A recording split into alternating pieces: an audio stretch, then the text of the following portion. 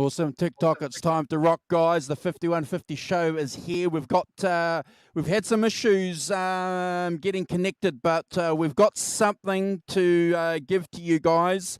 Thank you for joining us. I'm here with Chris, all the way from New Zealand as well. We've got 17 people online watching us. You guys are fantastic. We probably won't do a lot of shout outs depending on what happens, but I'm going to jump this guy into the stream. You guys know him as John ZD351, but tonight he is called John ZD3550. John! Howdy, guys.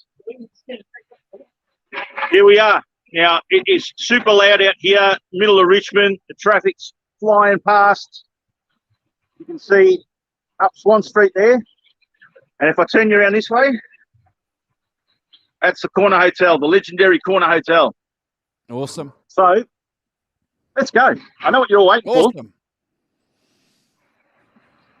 Crossing the road here.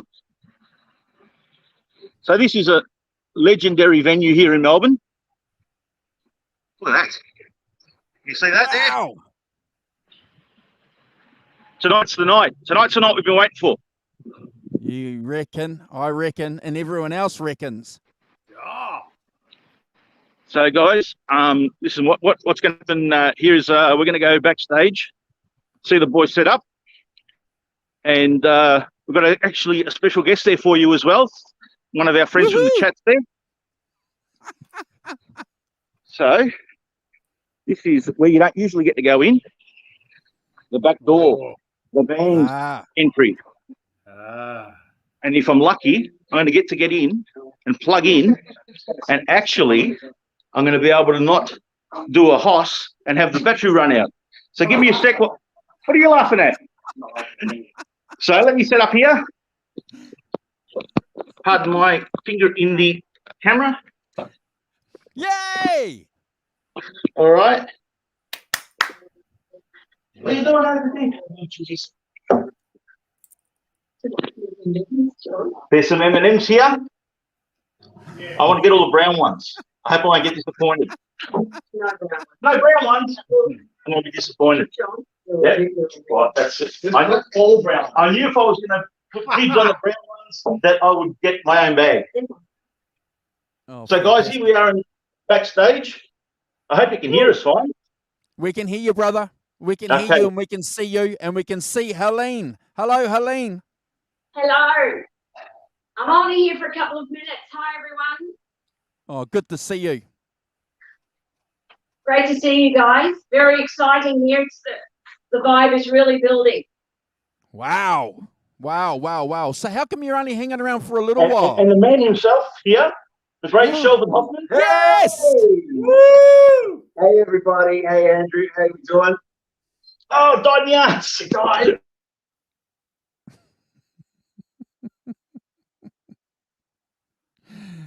Oh, well, that's what happens when you're on location, ladies and gentlemen.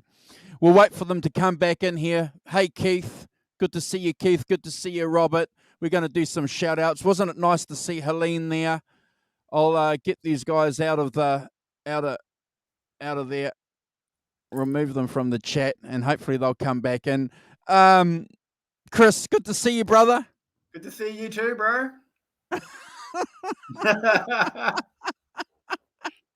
We're winging it. Winging it.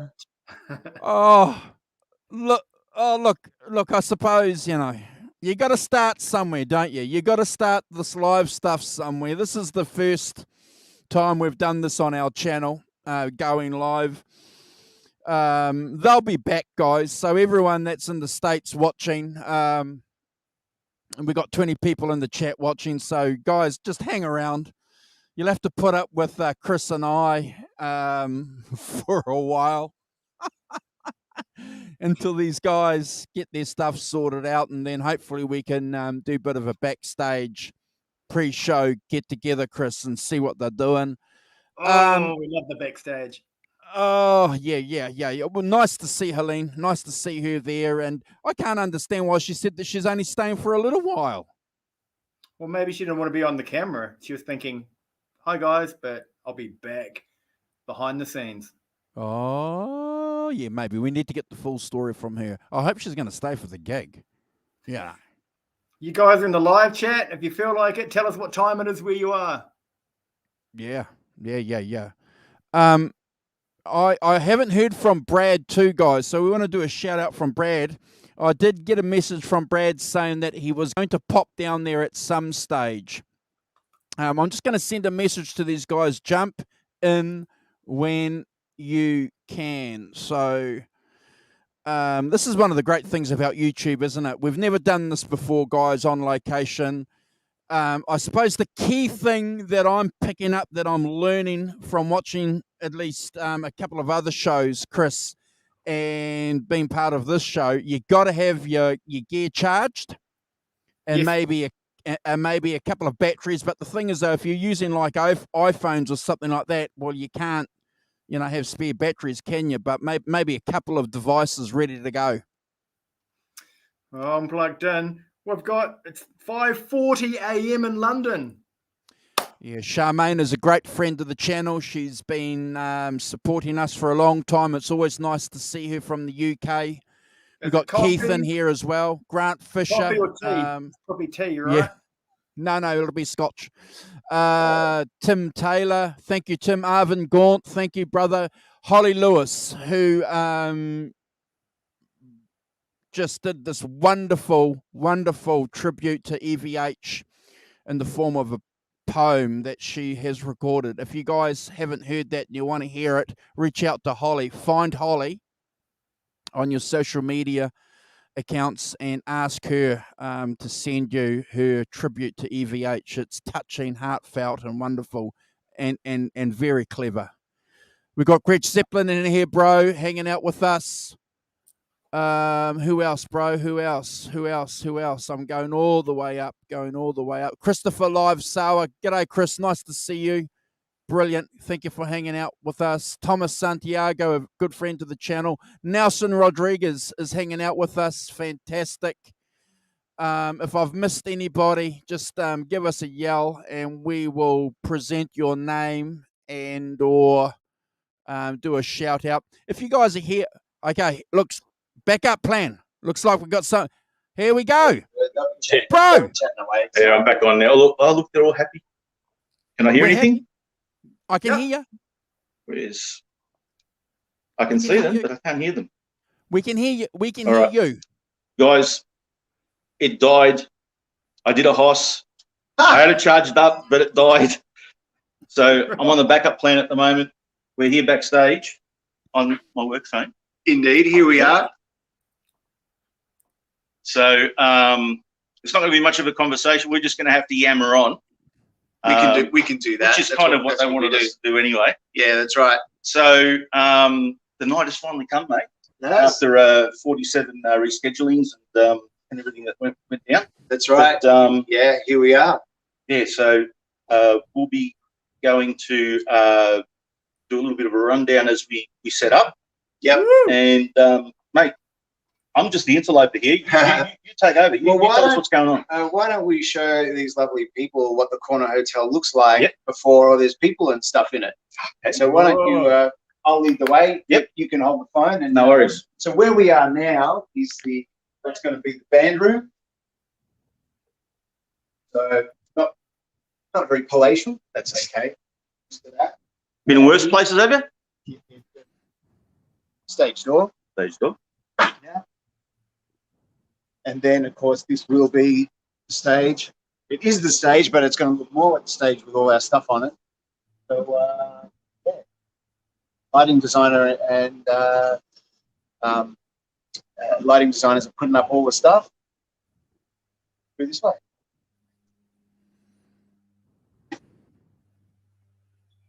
And this is, hang on, we've got to get Stav. This is Stav.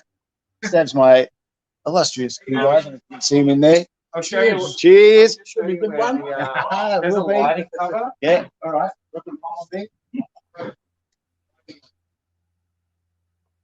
So this is room, holds about 800 as capacity. I don't think we're going to quite get to that tonight, but it's going to be good. I think we'll easily manage 500, so it'll be great. Wow. DJ is going over here. She's the wonderful Phil Sobrano. Brilliant. And that mixing desk here. Yeah, give us a wave, guys. Yeah. Howdy. Howdy. And let's take a stroll back to the band room. Oh, first of all, this empty corner here is where I once got both balls in both corner pockets, and that's playing pool, not doing anything else. But so that's a little special spot for me.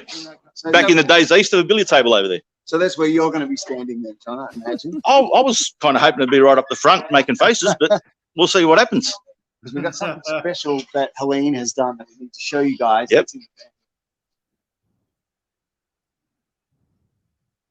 Oh, that's wonderful, Grant.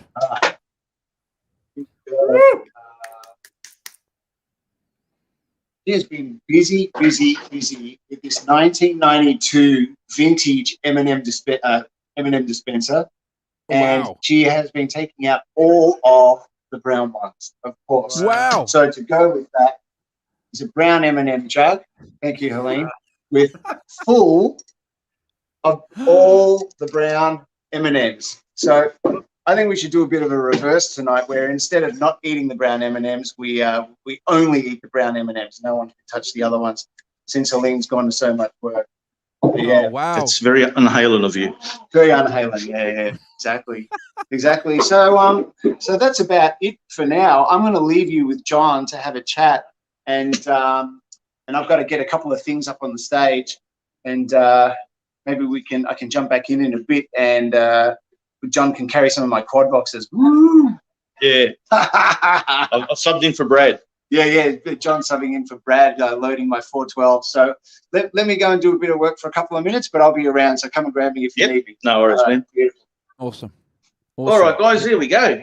What I might do is jump out again and jump back in. I'll see if I can get onto the other phone. Okay. And see how we go with that. All right, give me a minute. I'll either be back here or back there. No problem. Oh, awesome. So, guys, we were just giving a bit of a back tour there for the venue. Always interesting, isn't it, Chris, to see an empty venue? Just imagine 500 people crammed in there, bro, in a couple of hours' time, listening and digging and doing everything that you do to EVH, brother. I bet you were there. I bet you wish you were there. Yeah, but now we'll have to go on the plane. I tell you what, my friend, I think these guys are going to do really, really well. If we play our cards right, John ZD35150 said that he'll do some footage, some recording of the gig for us. Now, nice. that actually plays out a little bit better when you upload that onto YouTube than it does when you stream live, as you guys would have probably worked out over the years. So that might work well too. So we'll share that on our channel and on Fruitcake Tony's channel. And while I'm talking about Fruitcake Tony's channel, guys, go to our community page and you'll see all the YouTube channels that are associated with our channel. Go and subscribe to all those people, including Fruitcake Tony. Tell them that the 5150s, that Chris 5150 and Andrew 5150 sent you guys there today. Make their days. Give them a sub. He sent me a pic. He's a legend. He sent me a guitar pic from the other side of the world. Yeah. He's pretty cool.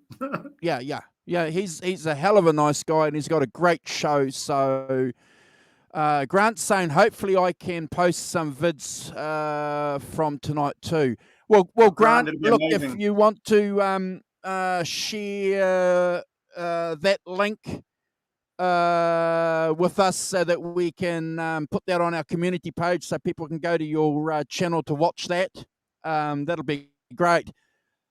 Halen, wonderful. Lovely to see you, and what a great thing you did with those brown M&Ms. Wow. I'm being devious, but I keep thinking how cool it'd be if we could somehow convince her to try and eat the entire lot in one go.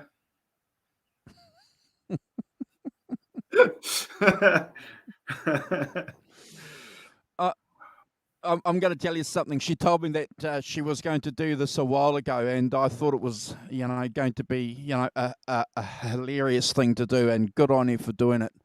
True. Oh my gosh, people are commenting about your shirt, bro. I think that's code for they want to see those biceps, bro. Promote some pars. I like the par. San Diego. It's honest engine because it's real hot, and I put it on, and it's like mesh and stuff like that, and stuff. I was going to wear the customary t-shirt, but it's pretty hot. It's pretty hot, and I figured I am not the star of the show, so it's okay. But yeah, oh, mate, we're all pies, pieces of the pie. Everybody is a piece of the pie on this channel, including everyone in the chat. We've got Robert Ranford in the chat. Nice to see you, Robert. And Keith is concerned because he thought that you were wearing that in honor of him because he's a San Diegian. I am, Keith. What? I am. I just didn't want to make anyone else feel left out, so I thought I'd better lie. Yeah. But what do you call someone from San Diego? A San Diegian? A Sandingo? A Sandagian? Yeah. Oh, I don't know. Yeah. What do you call people in San Diego? What's a San Diegian? Diegian? Yeah. Sandyites. Sandioganite. Sandioganite. Competition. Winner gets brown M&Ms. Oh shit! This is bad when this show has to resort to telling jokes like that. Cheap humor. Oh no, cheap humor on the fly. A Californian. Nice. A Californian. Okay, all right. Okay, cheers, Ed. All right, okay. A Californian. I used to hang out with some guys that were from Texas, and a guy I worked with actually spent 12 years in Texas, and he told me he tried to break into the music industry there, Chris. Carl, he's been on our channel in the early days, and he used to work in construction with guys, and Texans didn't like to be called Americans, apparently. A lot of them, some of them, like to be called Texans. They were Texans before they were Americans. I'm going, really? He goes, yeah. Okay. Texans are Texans. So is that true, guys? Is that true? Is that true? Or was my good friend just pulling my leg? I don't think he's pulling your leg. I think I've heard that before. Oh, okay. Okay. Yeah. But not from a Texan. So what do I know? Yeah, what's really interesting too about what they do in Texas, like he played at a few bars there. So what they do is you just go along, Chris. You take your guitar, the back wall and everything's provided, the drums and all that, and you go there and you play live. And you go, if you've got a drummer, he can jump on the drums and all that. And all you do is you just put a jar and you play for tips, because live music's such a big thing over there in the States, or some parts of the States. And so if you're really good, you're going to make a bit of money in tips. If you're no good, well, you're going to have just a couple of coins in there. So what's Keith saying? Exactly. Most Texans still threaten to secede. Wow. Dang. Can't we all just get along, people? We'll get along. Yeah. A San Diego. Nice. A San Diego. Okay. Guys, thank you for hanging out with us. I don't know what we're going to be doing. We've got no idea. We've got no idea what these guys at the corner bar are going to be doing. If you guys are watching a replay and you're expecting to see something like really, really cool, and you've got this far into the show, 20 minutes, and you're still waiting to see something cool, God bless you for hanging out and waiting.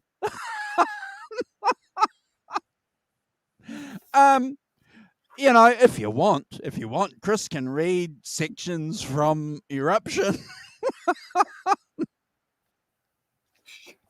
Someone give me a page number. Give me a page number. Give me a page number and give me a line number, and I'll read you the line.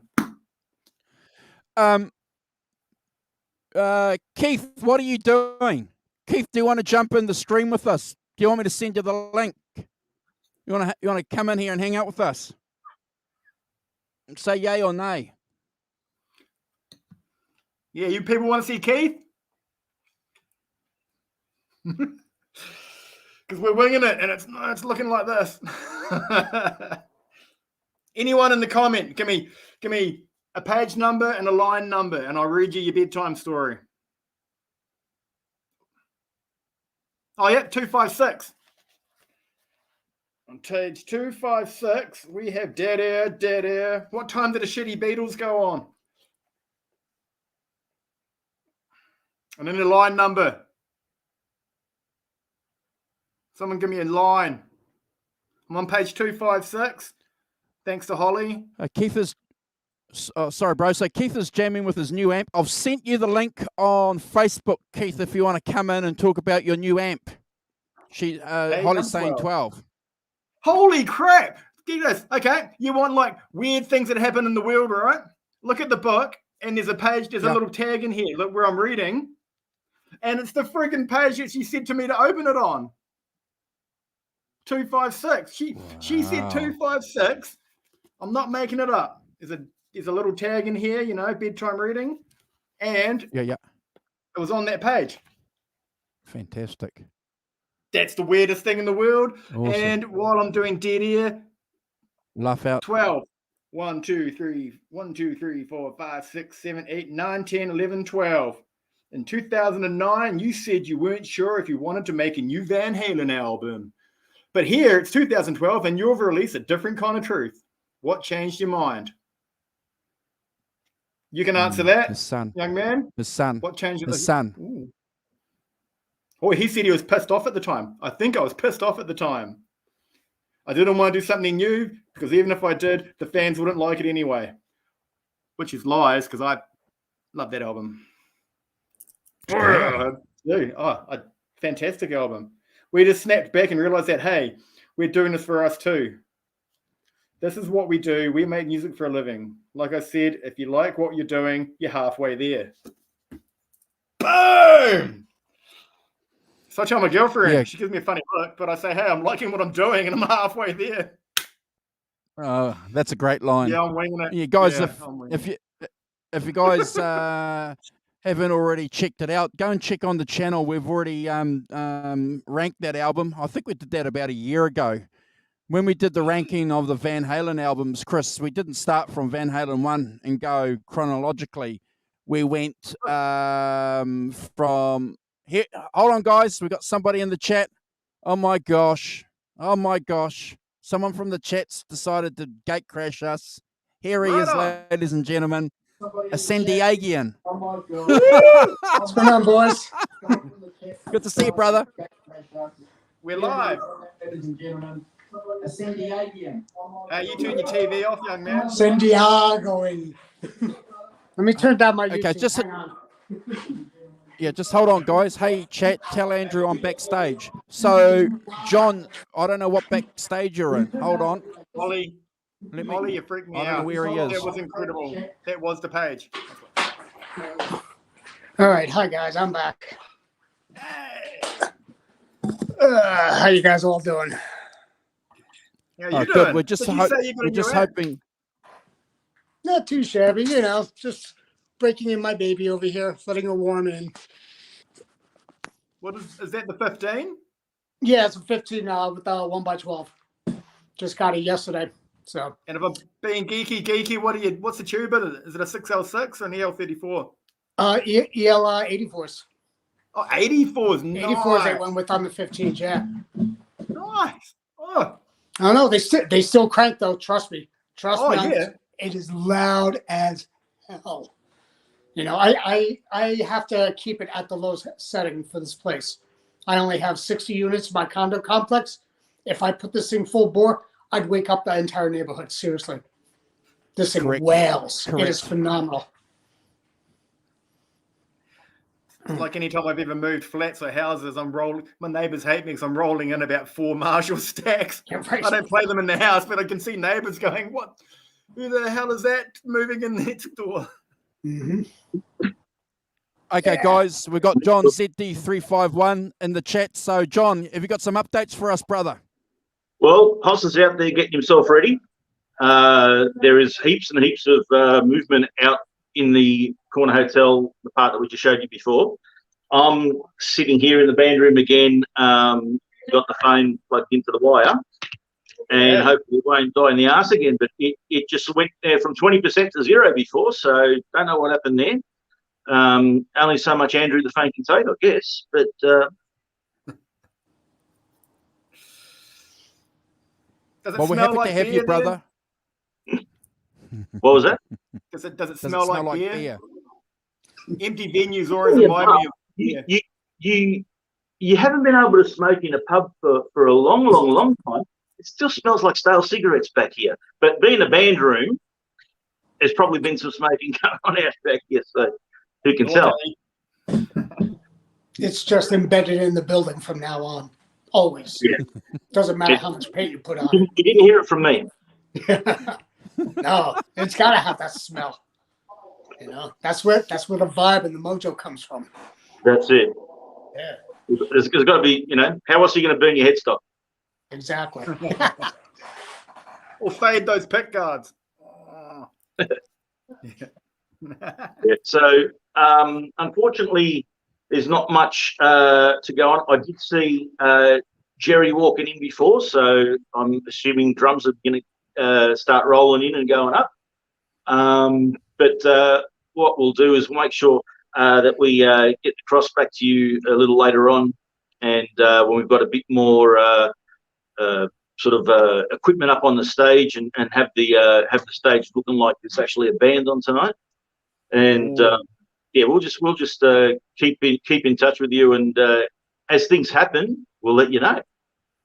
We'd love it. Awesome. There's been a mess. That sounds like a plan, bro. What we'll do is we'll hang out here for a little while. If we end the stream, guys, while we're all together, if we end the stream and wait, for you guys to come back and we restart the stream up again, everybody that's here, the 21 of yous watching, hit the notification button so that when we do go live, if we don't, continue the stream, you're at least going to be able to get that notification and jump back on. So, but you do what you have to do, John, and come back. I don't have to really. I'm just hanging out here and mainly trying to stay out of the way. Like I said, but I'll let everybody know my experience with YouTube, that if you hit the bell, you'll get the notification. If you don't hit the bell, you'll get a notification tomorrow, and that's not going to help you. Yeah. So definitely, everybody hit your bells. Mm-hmm. Yeah, awesome. So we're going to just hang out here, and Hoss Groupie is going to talk to us about some gear that he's bought, but we'll have enough to talk about. If you guys in the chat, if anyone's in the chat that wants to jump on and hang out with us for 10, 15 minutes, let me know. I'll send you the link. Hey, John, quick question. What did Hoss make you haul in today? Nothing yet. So originally, I think this is God's punishment to me, because I kept saying that I was that Brad was gonna do all the heavy lifting, and I was volunteering to help. I would stand there and say, "Hey, that goes over there." But so here. Now I've got to use my puny little arms to do what Brad's big guns were going to do. So, but that's Brad's in the chat, bro. Brad's in the chat, so say hi to him. Hey, Brad. How's it going, brother? Brad, feeling great. Right next to my heart, man. Yeah, Haas was telling me he was even possibly threatening to grab his Bradshaw rack for you, to have you haul that too. Yeah, that's fine, man. I'll put it down. I'll pick it up. That's all cool. As I was saying to Haas the other day, I've been going to see bands, for more years than I care to think about. And all my friends and my cousins and everyone know, if I'm there to see their band, I'm always walking out with a guitar, with an amp, throwing something in the back of the car. So, all cool. Yeah, that's always the case with me too. Anytime I'm with somebody performing, whatever, you need a hand? Sure, I'll break down for you. That's it. Yeah.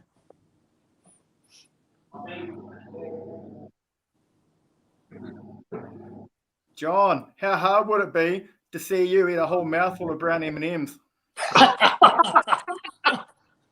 Oh, I don't want to just be, then afterwards they say, where are all the M&Ms gone? And I said, but they told me to. Yeah, sure they did. I'm sure they did. You'd have a mouthful and you'd be like, it's good luck. I'll go into a diabetic coma. Get in the brown M&Ms, out of the building. You know, David Lee Roth will freak out. Come out now before he bounces off the walls quick and knocks over the sacks.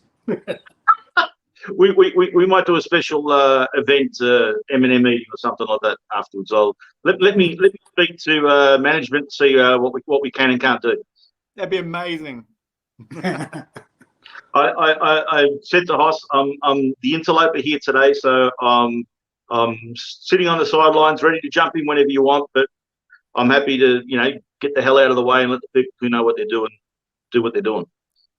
Oh, look, I appreciate the fact that you're doing that, bro, and we've got no idea what we're doing either. We just decided, that as a channel and as a, collective that we'll get together and share, a celebration, isn't it, Keith, from this part of the world about a guy that we love, by some guys that we love and by some girls that we love too, So the fact that, I keep saying it, but I mean it sincerely, the fact that we've got, Keith Van Halen Campbell joining us, and everybody else in the chat, Nelson and Holly and everyone else, Screech Zeppelin, you guys know who you are, Johnny Heartbreak. If you guys want to come in and hang out and just talk about brown M&Ms, give me a yell. Give me a yell and come in here and hang out with us.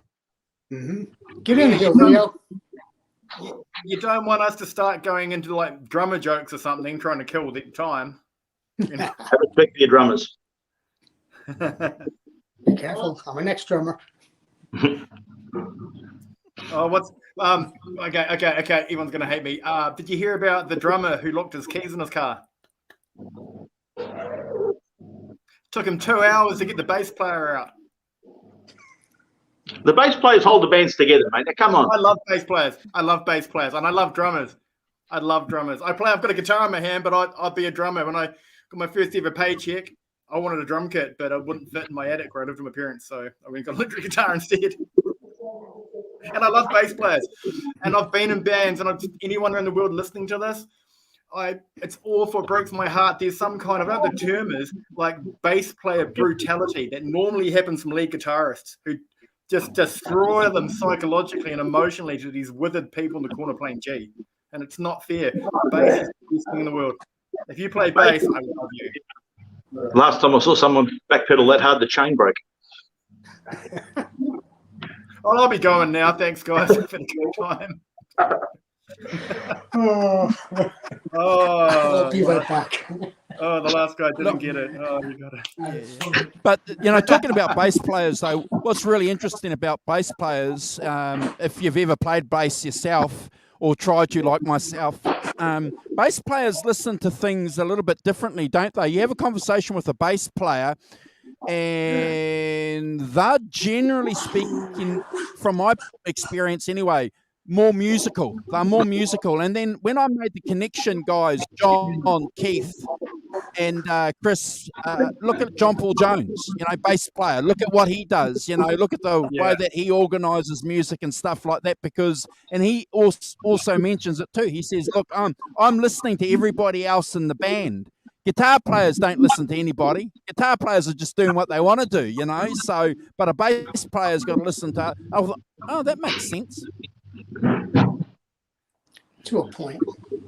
I discovered after playing guitar that how important, even if it's subliminal, how the bass is. Like there's so many things. Like the Who was one. Like when you discover the Who, you're like, oh my god, my brain's broken. It's too good. And then you got to learn the songs, and you're just like, yeah, I love this. And this is what I'm doing. And just that bass line. That's like if the bass can make and break a lot of bands for people. I think there's certain bands that people don't like, and it might be because the bass player would say is a walking bass player. And the person listening to it is like, oh, I don't know what's going on. And other times you listen to something and you're like, man, this is rad. You don't realize that whatever the bass is doing with the rest of the band, if they're locking in a really good way, it alleviates everything, elevates.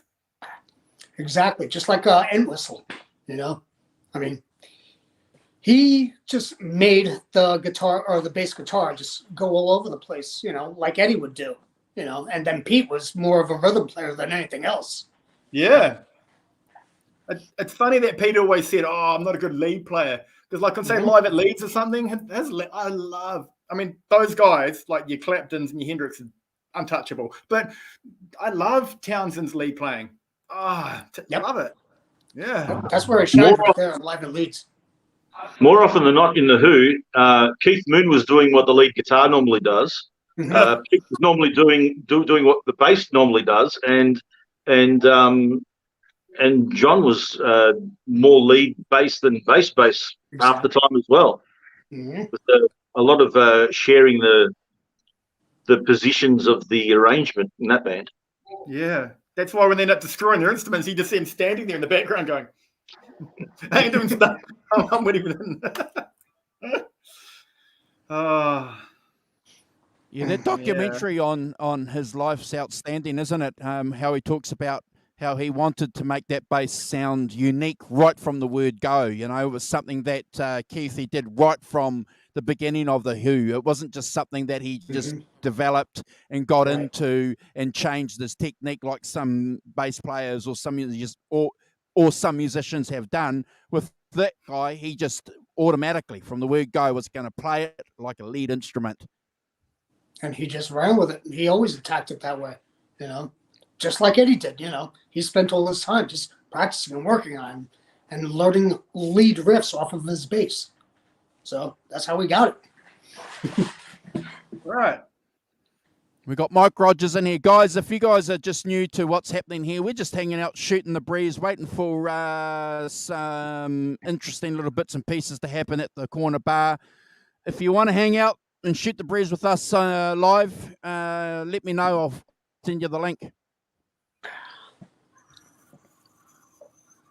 And you could be sitting here with us, but we'll need a joke.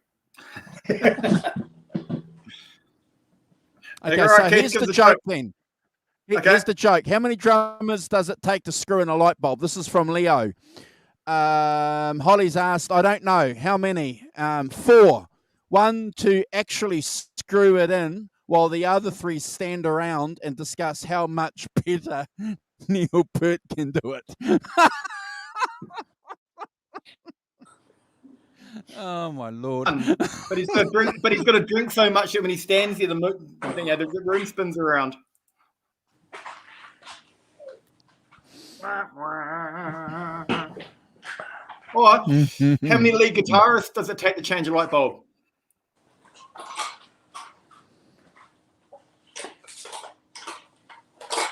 4. 1 to do it, and 3 to say, I can do that better. Oh my Lord. Keith, I've got a question for you. Yeah.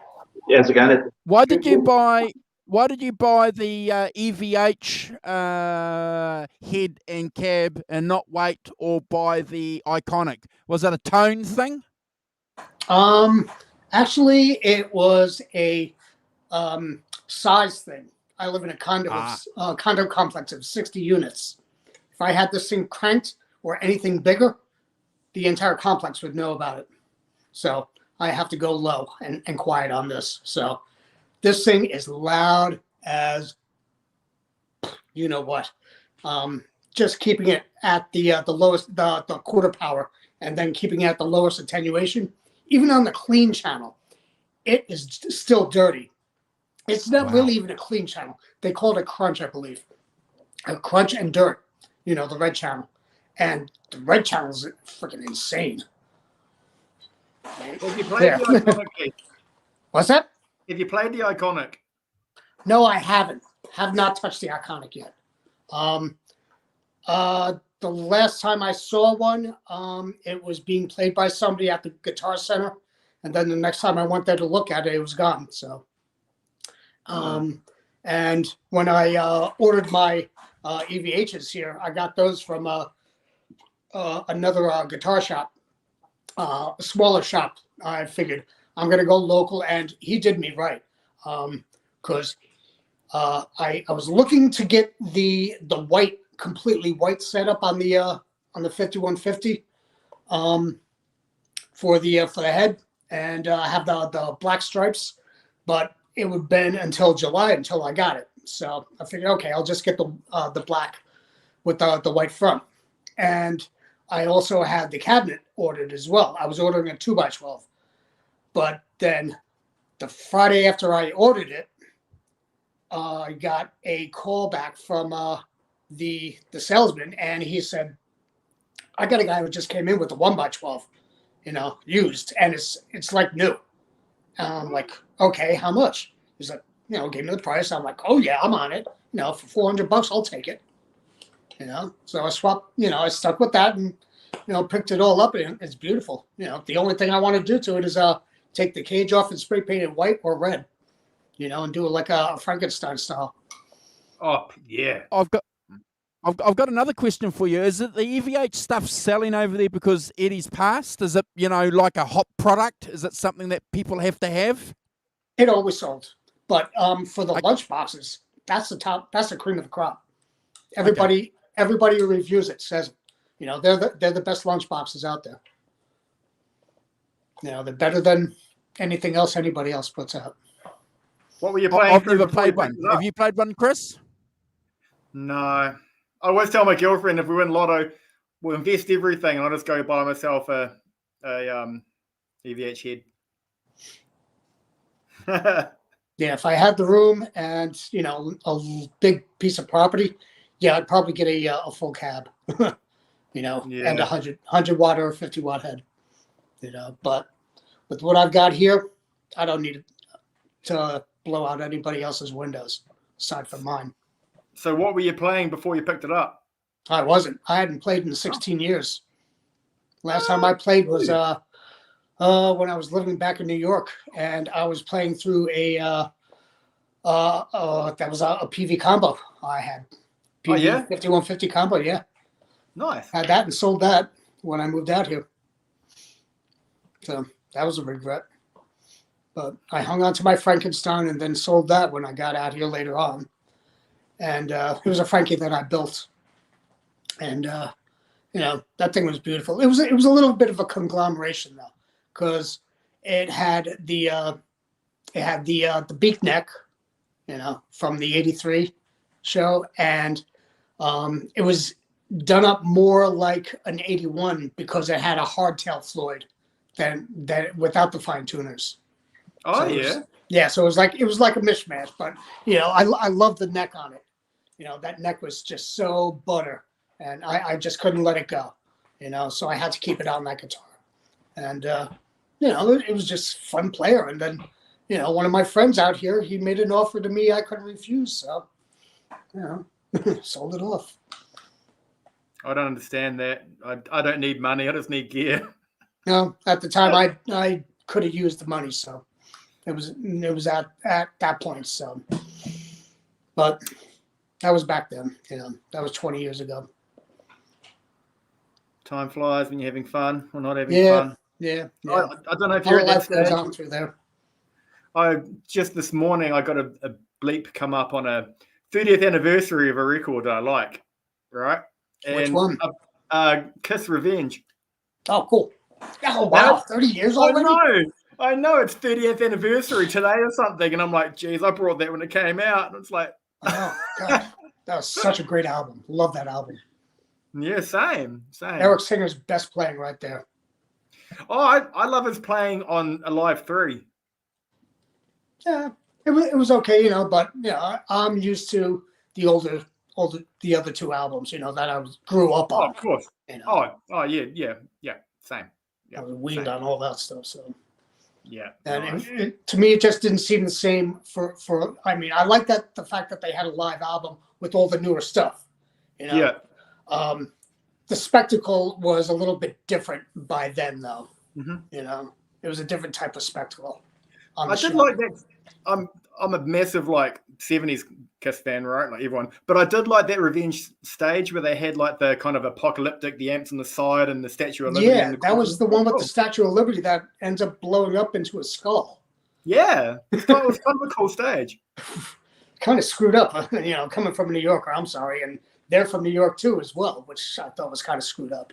But that's just my own opinion. Oh, apparently it was an Escape from New York thing. Yeah. Hello, Andrew. Hey, everybody. How we doing?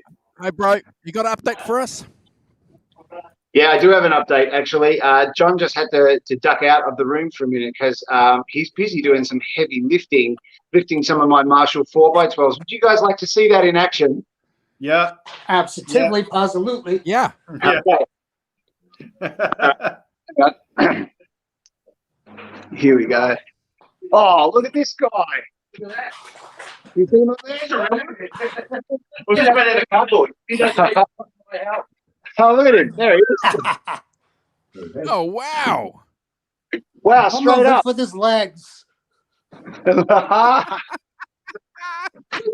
Let's fucking him a clap. Yeah. Left with your back.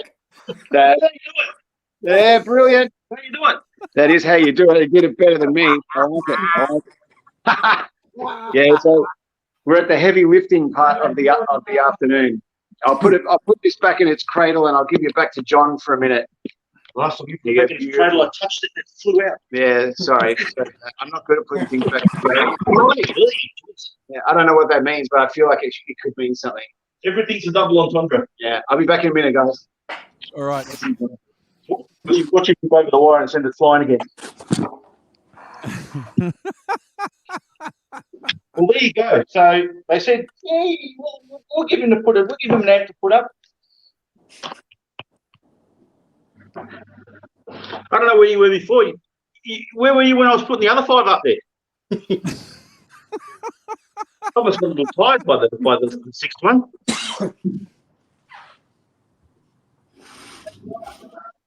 I was disappointed though that they gave me all the pop boxes, but they wouldn't give me any heads.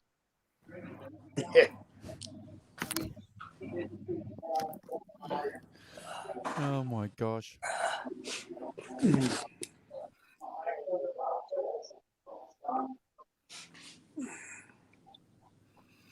Okay, so what we're going to... All the background noise? Yeah, we can hear it, but it's not loud. It's okay. We can hear you, though. I can mute. Actually, I should go out and see. Do you want to go and see what's happening with the drums? Yeah. All right. Absolutely. Get us on the stage, man.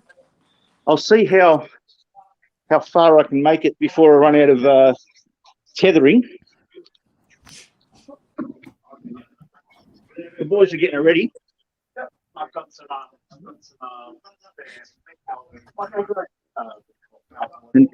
hey, you took down the amp that I put up. No respect. Yeah? Yeah, okay. It's like that, is it? So this is what you guys miss out on when you don't get to rock up 4 hours early to a gig. Yeah. You're right. You're right, John. It's a lot of hard work, isn't it? And just no disrespect for the corner bar, which is like a 500, 800 venue, but just imagine what you have to do for a 10,000, or a 20,000 venue. It's just crazy, isn't it? And all we're doing here is bringing amps and bringing drums. Like usually when you're talking stadiums like that, they're building everything. The stage gets built, the trusses, the lighting gets built, and of course it's all bloody huge. And it takes a day to do it. That's it. Where's Hoss's amp heads? Where's his amp what? Heads. Heads. Oh, there's one up there at the moment. I don't know I don't know that I can get you that close. What I'll do, I'll unplug just for a moment. But aren't you charging? Sorry? But isn't it charging?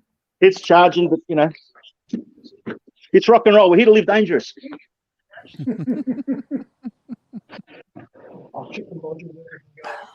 Is that for a drum kit? Love those kicks. Wow. Love those kicks. Yeah. Well, they sound pretty even. And there's the amp set up there. Nice. Hey, when's Brad Cook getting here to load in? Is that Warwick? Hey, Hey, Warwick. how are you? Good to see you, brother. Good to see you too. You're going to come and do a show with us one day. Absolutely. One where I've got good internet. I'm like, I feel a bit targeted there. oh yeah, I'm done. Yeah, it's hard to do the show at this stage. We need a meeting. Jerry, That's it. Is that Andrew I can hear? love you, Jerry. Hey, Love you, bro, how you brother. going, man? Good to see you, man. You too, man. Well, all I can say is it's the day has come and it's finally happening. God bless you. Awesome. So happy for you, Jeff. Finally. Finally. I know, right? That's going to make it work. Look at this thing. With a passion. This is what the drummer sees. Yeah. It's going to be full of people tonight. Well, hopefully. Wow. Trust his ass. Wow. Yeah. Well, I've only lost 2% doing that, so that's pretty good. Oh, Thank you. that is nice. So there we go. Yeah, you plug that back in. All right, this you'll feel it now. Oh, there it goes. I did it as gently as I could.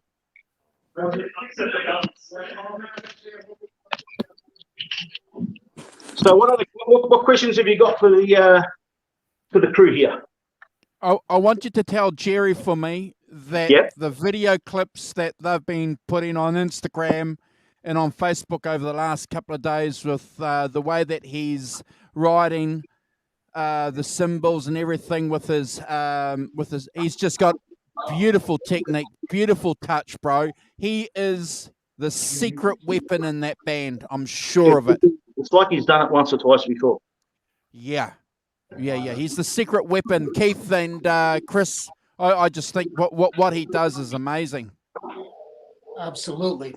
I saw the rehearsal videos. Sounds out of this world. I cannot wait for this. Oh, I cannot wait. Oof. Jumping out the bed. People out there who's going. You get your phone charged there, John. Please get it charged quick so you can get some good video. 16%. Mm-hmm. And as long as we plug in, we should stay that way. It's been sitting like that. I was thinking if there's not much going on, maybe I'll jump off for 10 minutes and turn the phone off and let it boost up. Yeah, okay. And I haven't got really gotta get some video for the show, man. Yeah, well, look, I've do that, mate. Jump off, and charge her up. Yeah, I think that. Yeah, do that, bro. Give me a couple. Are you guys going to hang around for a bit longer? What's your plan? No, we're going to hang around. We're hanging around, bro, until the show starts, or yeah, we're We're hanging the around. Husk groupies. Okay. Look, let me jump off for about 10 minutes, Okay, and then you'll see me jump back in. Mm-hmm. Yeah, we'll have Chris do another reading from Eruption. And then I've See you later, John. I thought I just got the bums rush. All right, guys. No. I will catch you all. And also to the guys in the chat that I'm ignoring, I'm sorry, I'm hopeless at keeping up with the chat when I'm on screen. But yeah, we'll be back soon. No problem, bro. I did that by accident. Hey, some of the best things we've done are by accident. Look at me. Happy accidents. All right, guys. We'll see you soon. See you shortly.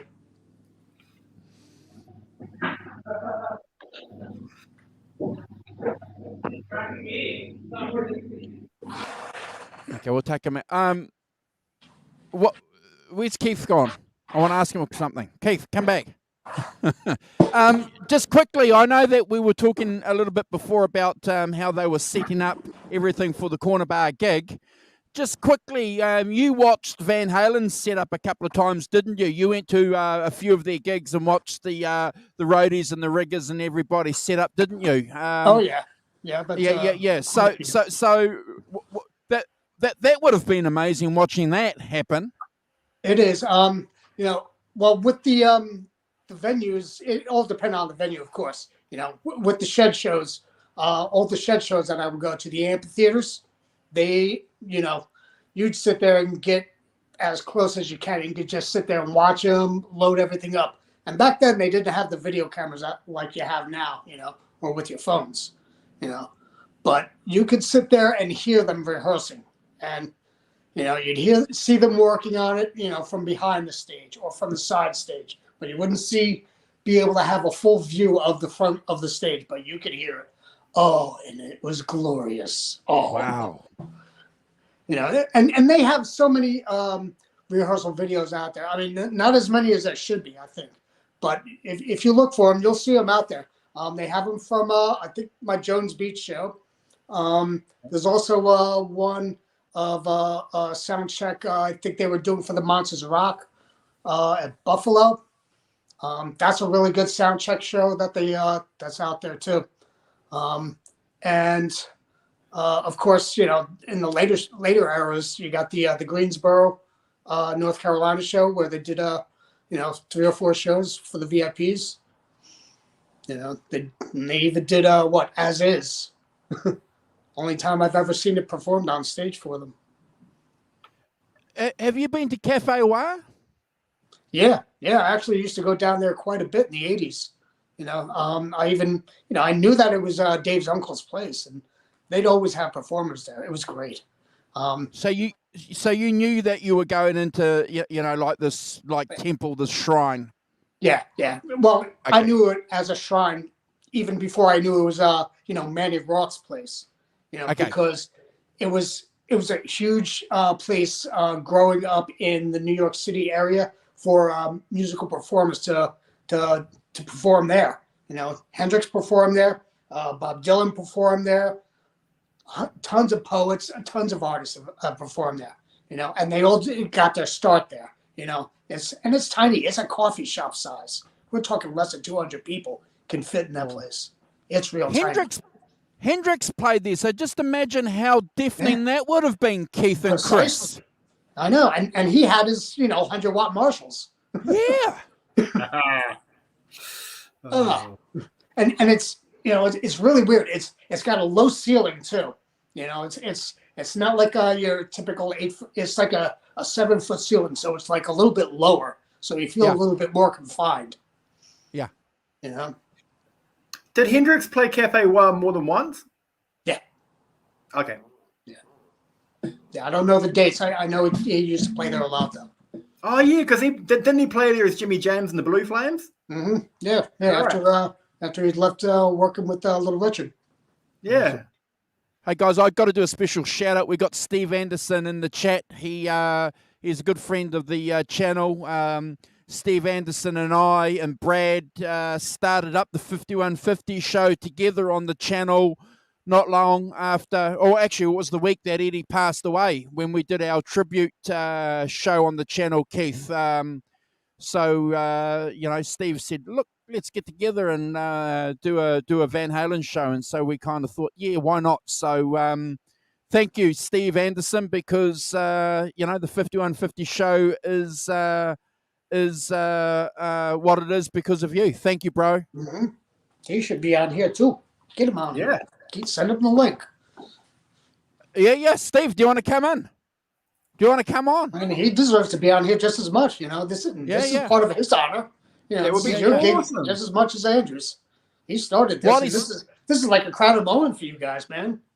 Yeah. And when while he's thinking about that, I just want to do a couple of shout outs to Adam Roach, another Australian, a Richmond Tigers fan. Grant Fisher's in here. And I saw Deja Voodoo, another Aussie, in the chat, and Become a Guitarist today, another Australian. So good to see the Aussies jumping in, hanging out with a couple of Kiwis and some Americans.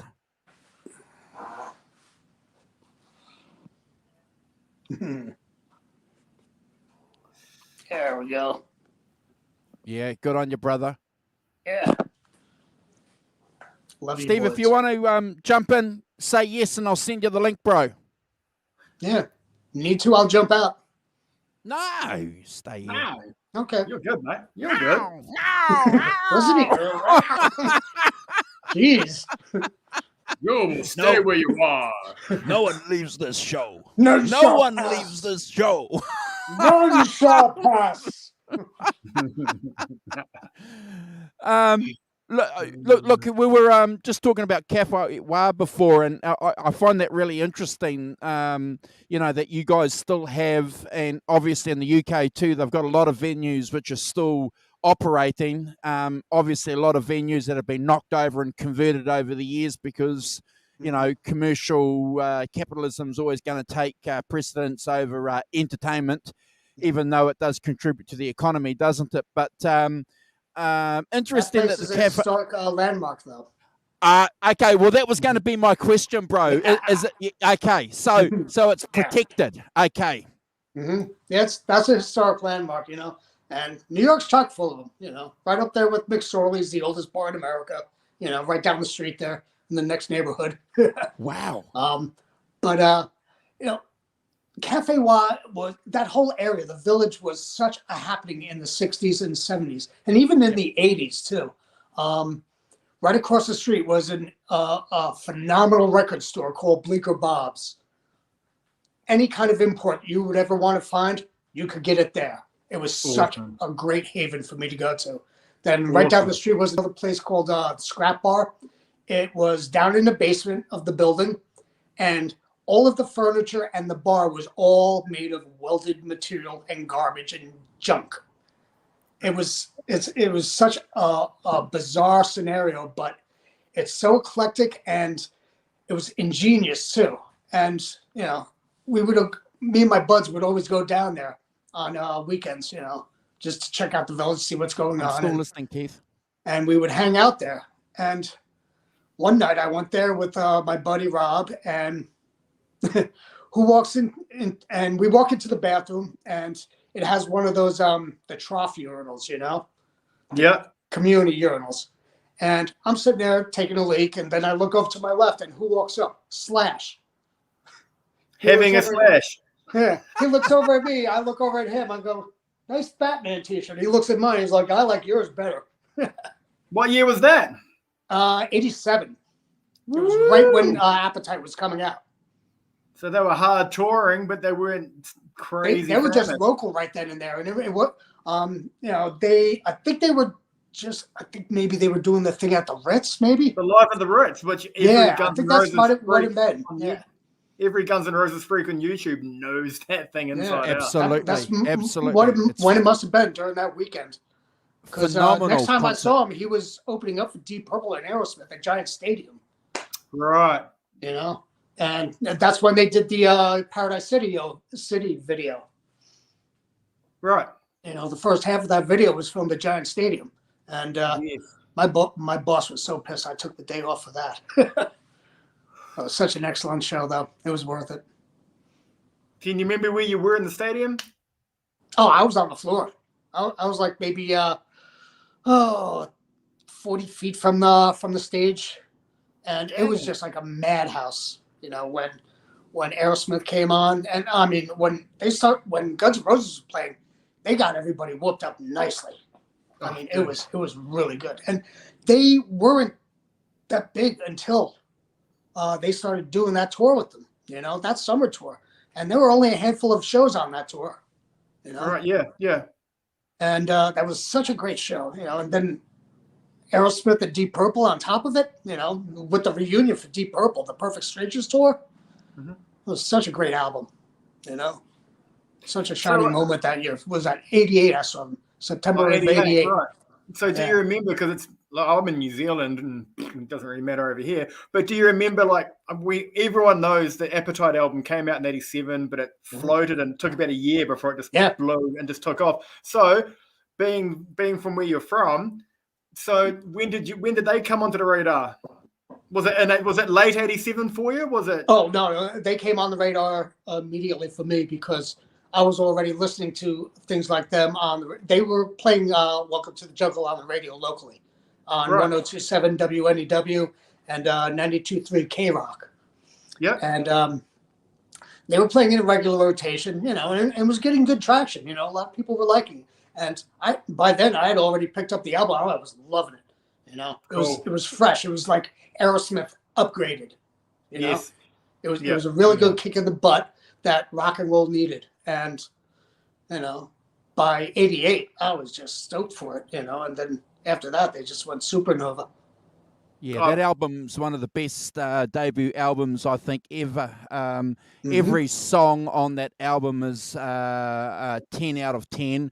We're going to rank that album, Keith, in a couple of months. If you want to jump on and join that show, rank that album with us, let me know, bro. But yeah, Keith and Chris, I think it's a masterpiece. I remember when that album came out. I was the first guy in my city in Hamilton to get that because I knew a friend who worked at the local record store, and I got it on cassette back then in the olden days, you know, because that's what I had in my card because I had to desperately listen to it. But there was something about this band, you know, not just the music. It wasn't just the music, was, you know, the videos, the image that they had, you know, I always loved Izzy Stradlin. Izzy Stradlin, the way he looked like a Keith Richards to me, you know, in the mid-70s there. Just had this vibe going on, guys. And what do you guys think of the Juju Hounds, that solo album that he did in the 1990s, early 1990s? You guys ever check that out? The Juju Hounds? I've only heard a couple of songs off of it, and I did love them. They were great. What did you think, Chris? Of course, like you just went and got it. Like you knew he left, and now he's put this out. You didn't even... Maybe you didn't hear it. You just went out and got it. Of course, you went out and got it. Yeah. It's a different vibe, but it's one of those interesting albums because when you listen to it and you look at the guy and you see what he did with Guns N' Roses, you kind of get it. You know, because he wrote. I'm not going to swear, but he wrote just about all their bloody songs. Yep. He was the heart of that band. I mean, they're all five of them were ingredients in that band, but Izzy was like the magic pixie dust of that thing. 100%. Yeah. And it's so great that you mentioned Richards because that's who I always paired him up with, you know, an upgraded version of Richards. Well, everyone goes on about Slash being a great guitarist, which he is, but everyone chases the tone of that album, but the tone of that album is Slash with Izzy, and it's those partial chords, and it's what Izzy's playing in there that makes both those bits. It's phenomenal, Chris. You go and listen to those isolated tracks of the famous Sweet Child of Mine. You go and listen to his rhythm tracks. Keith, go and listen, and there's arpeggios that he's playing. It's just like... I already have it going on in my head. I'm listening to it in my head right now, like from It's So Easy, you know? Just the riffs there, you know? All of it. That whole album, like...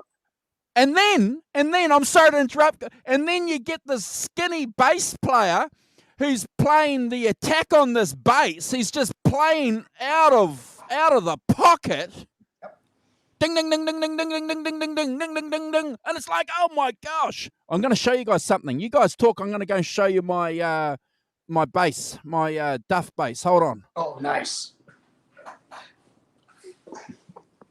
I don't know if you can still hear it. It's like saying I'm in high school when that album got on the radar, you know, and it was just there. It was just everyone had it. It was there. It was like, you know. Yeah. I was lucky I got to see them when I did because the second time I was supposed to go see them was the tour with Metallica. And right. Yep. Whereabouts was that? What city? That was supposed to be at Giant Stadium again. Okay. Yeah. And I got into a huge accident and became surviving a human speed bump the night before. So that ruined my concert going for that day. Right.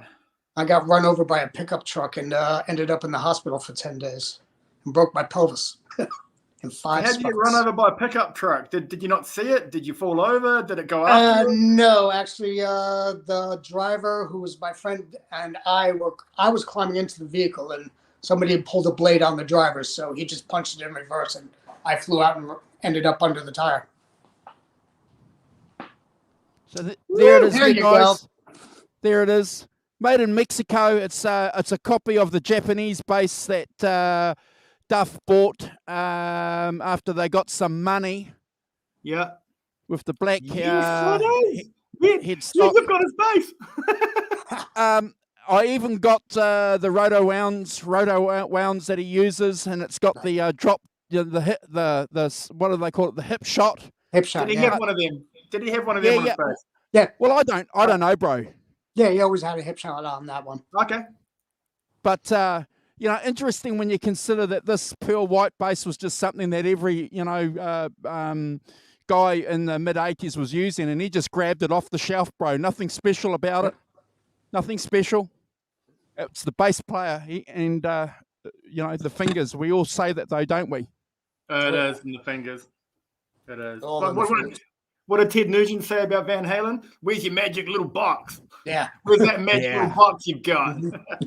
and then he looked at his pedal board. He's like, what is that piece of crap? 3 pedals on a piece of plywood. It's called duct tape. With duct tape, yeah.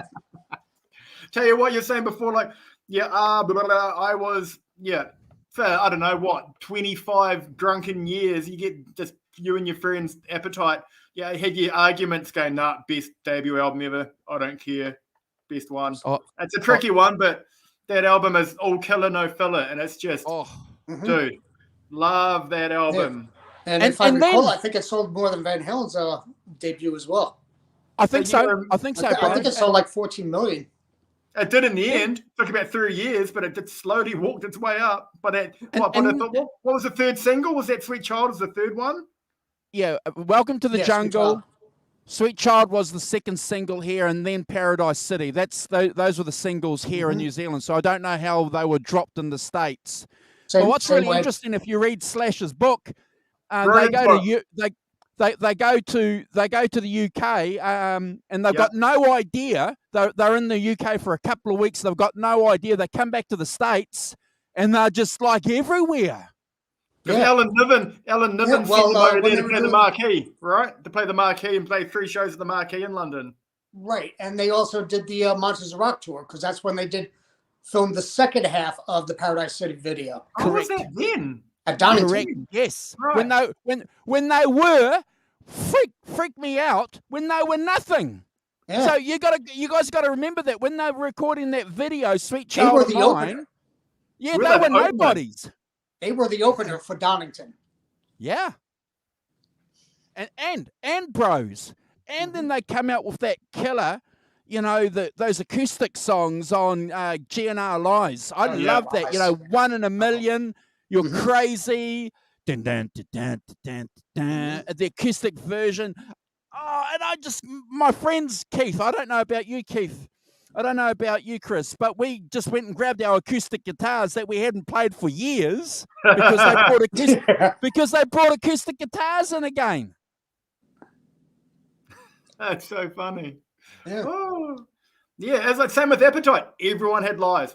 If you didn't have, I'm in high school, and it's like, if you didn't have Lies, you're like, what are you, a moron? What's wrong with you? Yeah. Yeah. I mean, everything waned after like Spaghetti Incident, but Use Your Illusion 1 and 2, and GNR Lies and Appetite, that was always a staple in your collection. Always. Yep. Yeah. Appetite, I couldn't. You never went to a party. I never went to a party in the late 80s and you didn't hear Appetite. Oh, yeah. Correct. Yeah. Standard. I mean, both you guys go, oh, yeah. Oh. You don't go to a sporting event without hearing it. Oh. I'll tell you what, there's another album too that I used to go to with my friends in the late 80s that was always a party album too. Kick Me in the I won't say it, in the bum. If you guys don't think what I'm saying is valid, I can bear it.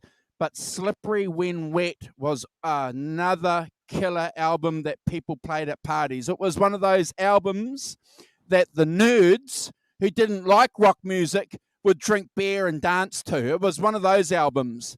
From my experience, the girls going too. Correct, and that's important when you're going to parties, Keith. Happy wife, happy life. Huge part of the formula. Trust me. But where I was, I was like little Johnny No One sitting in high school, and all the girls liked Appetite. Oh, really? That's interesting. Oh yeah. I didn't know. Appetite. The best part is finding that happy medium girl who likes them both. Yeah, but, she's hot as hell. In my book, she also had to be a Van Halen fan. Yeah. Hey, Simon, we got the Rock Professor in the chat, guys. Do a shout out, please, to the Rock Professor. Us. Bring them on. Simon, Mr. Rock Professor, welcome. Yeah. So what we're doing is we're just hanging out. We're waiting to see what's going to happen on the we've had a couple of live streams from the gig, so we're just hanging out here talking music, guys. If I've missed anybody, guys in the chat, let us know if you tuned in for a Van Halen show and you got some goons trying to tell you what get your yayas as an album you should be going out and buying. This is not one of those shows. This is just a hang. Yeah. Halen Fanatic is saying Bon Jovi opened for 38 Special before they broke out huge. Mm-hmm. Oh, God. Wow.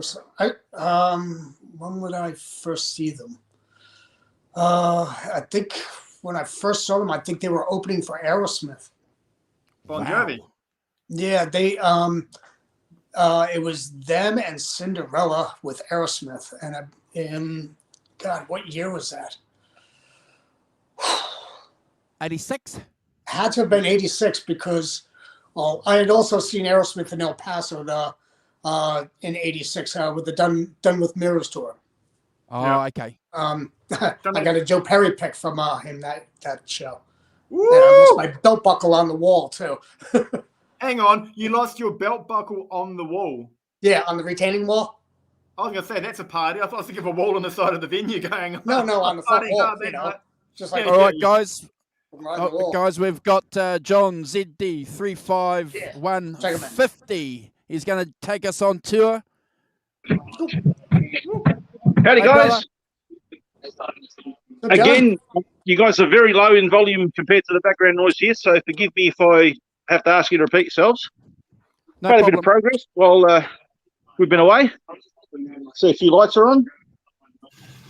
Drums are all getting mic'd up. The amps are getting all wired in.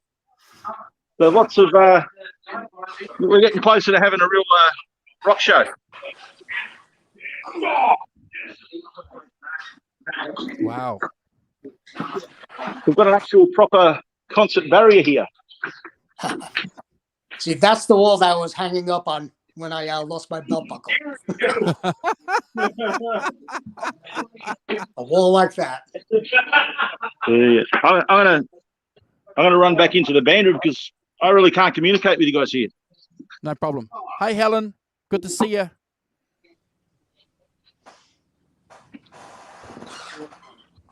Special prize for anyone who can say what this button does. Which one? No, that button there.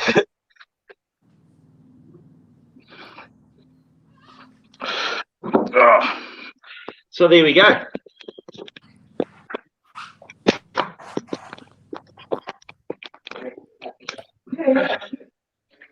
Yeah, like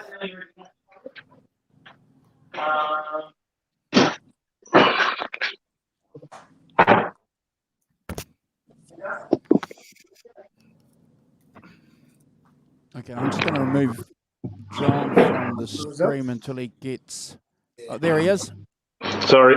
Hey, John. When I put the phone back into the cradle, press the button. Shouldn't press that button. What's happening, brother? What's happening there? You took us on a tour. Great.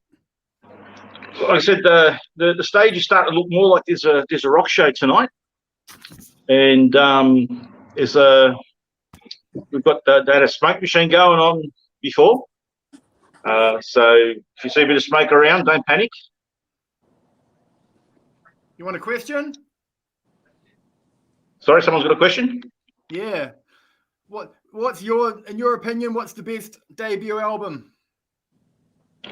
What's the best Van Halen album? No, debut. Debut of any artist. Oh, you know what? The Baby Animals were an amazing. That was an amazing debut. Just it was like, it's a shame that their second album was great too, and it just sort of like didn't go anywhere. But their first album was successful, but just on. Forget about that. It was a quality album. There was no bum tracks on that. I remember that one. But debuts, obviously the Van Halen album's one that's pretty much no songs you want to skip on that one. And to use a popular phrase around here. We were jonesing off on another debut album from the 80s. There's this special Brown M&M bonus points if you can tell us which one you think that could have been. I have no idea, man. The other one I was going to say, but I don't know if you can call it debut because they only had one album, was The Archangels. Oh yeah, right. That was a great album. Right. Doyle Bramall. And that's one I've had on. And if you count EPs, Time to Fly by this bloke. We'll give Not you a me, hint, John. this bloke on the shirt. 1987. 1987. Who came out in 87? 'Twas a good year. So was a tyre. No, man, I'm not too sure. You tell me. Cut us a riff there, Chris. The Witch? Cut the riff, Chris. Cut the opening riff. Okay. Jungle. Appetite for I destruction. can't hear these guys in the background here. Yeah. Appetite for destruction. Bloody drummers are slow. Bloody drummers. Oh. Guns N' Roses, Appetite. Yeah, sorry guys, I'm having a real bit of trouble hearing you here. I don't know why. We can hear you. Yeah, we hear you and everything going on there. Can you hear us? Yeah, can you hear us? Man, I can hear, but I can't understand. It's like I don't know why it's gone so quiet. It's because I'm a Kiwi. I've got everything up to the max. You know what I'm going to do? I'm going to try and cheat. I'll turn this one on. Maybe this will I can hear. If you hear any swearing because of technology issues, Give me please one forgive the channel. Yeah, pickle. It's a man thing. It's a man thing. We do it often, don't we? Oh, that's why you invented words like bugger. But if you think about it, that's quite a full-on swear word. What's a bugger, Dad? Nothing at all. Try. You know? Helene's in the chat. Yeah. Hey, Helene. I'm just going to have to struggle through.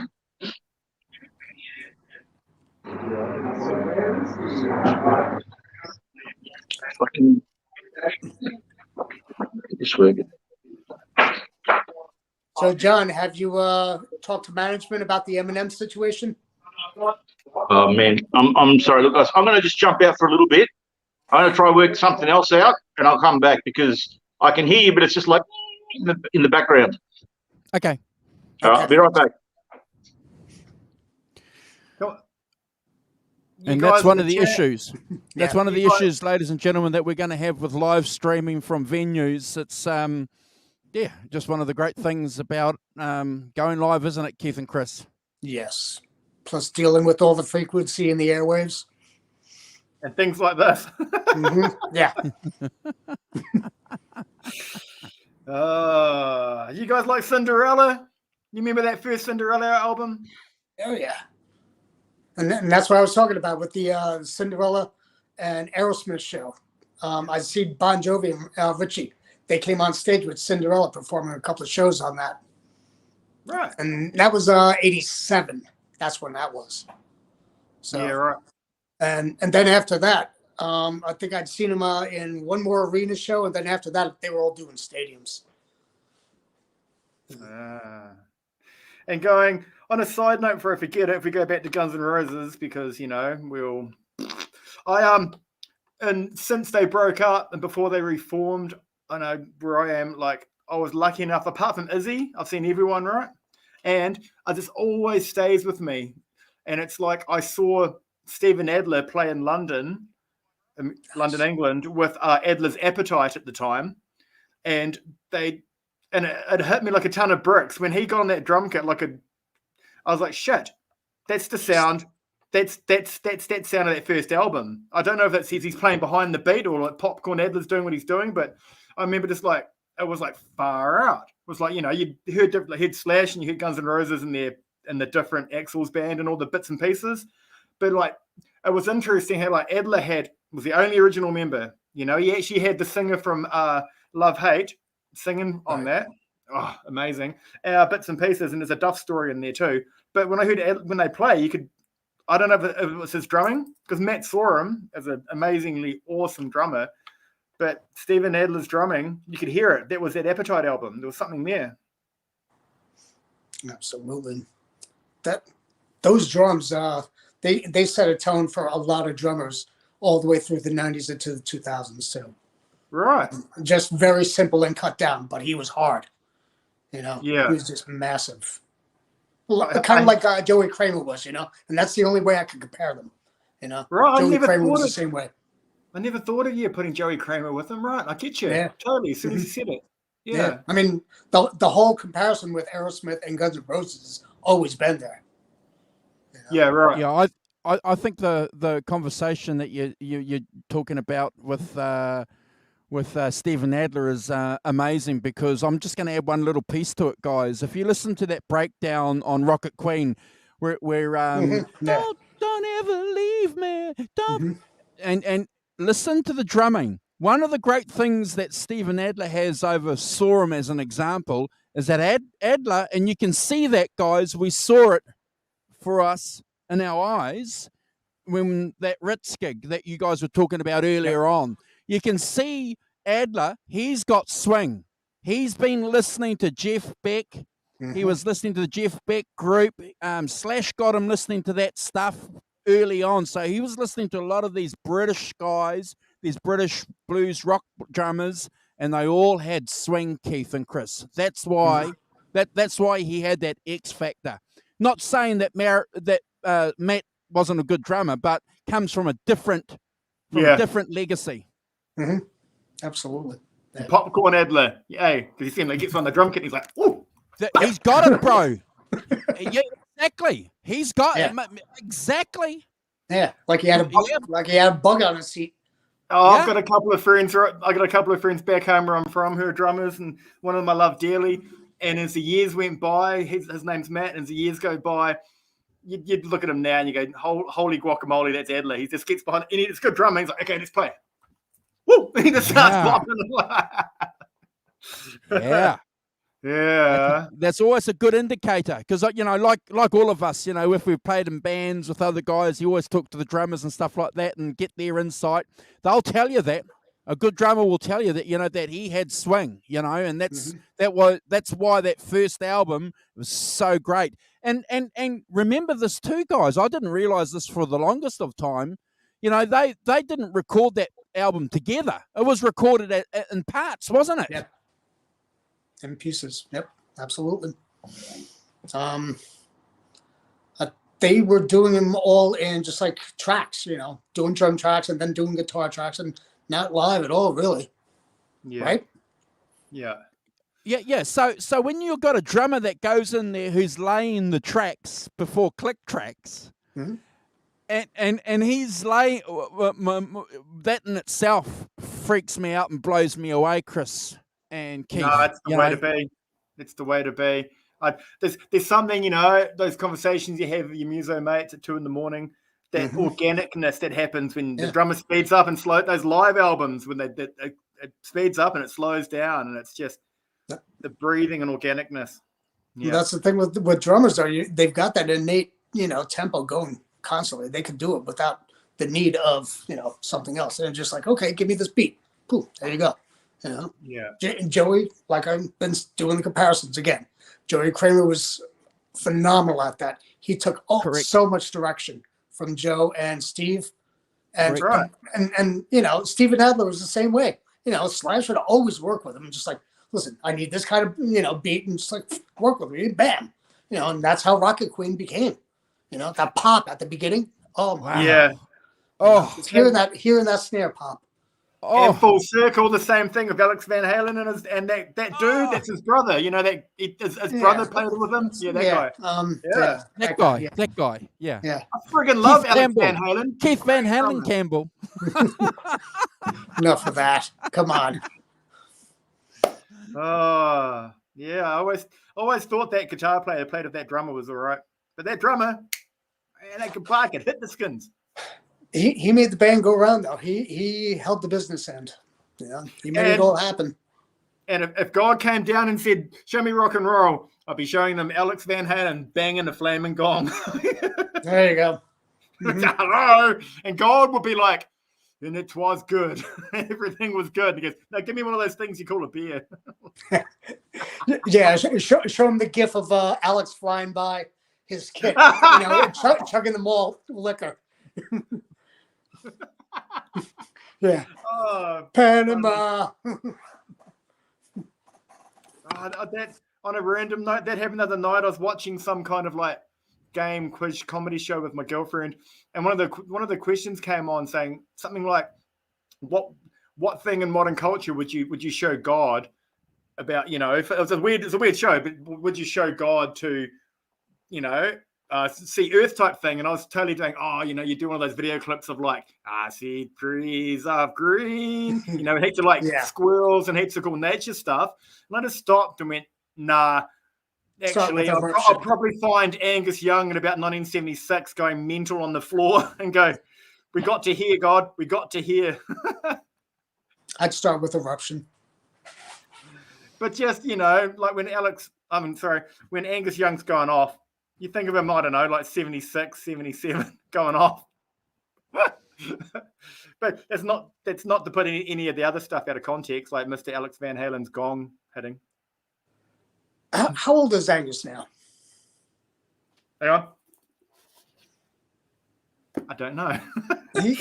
Angus has to be, he's got to be like late 60s. He's got to be like late 60s, 68, 69, right? Angus, I mean, Alex just turned 69 last week. Only 69? Yeah. Oh, it's young. I don't know about you, but I'm the oldest I've ever been. Yeah. and when you see, and I love it when you meet older people, like, how old are you? And you're like, I'm 5 billion years old. He goes, you're just a young guy. And you're like, am I? Really? Yep. Tell that to my 16-year-old self. Yeah, 16 mental self. But the body is 70. Trust me, the body's 70. I tell people I'm a moderately successful 19-year-old. There you go. John, we can see you, brother. Can we hear you? Can we hear you? Can you hear us? John. Can you hear us, John? Testing. 1, 2, 3. John. Check. Test. John? Talk. Can you talk? I still can't hear anything. I've switched phones around and I still can't hear anything. Okay, we can hear you. Connect up to this other phone and listen to the audio on the channel. But that's behind, so that's not going to work. Yeah. Let me experiment. Yeah, there'll be a lag. Yeah. I'll try not to get any feedback.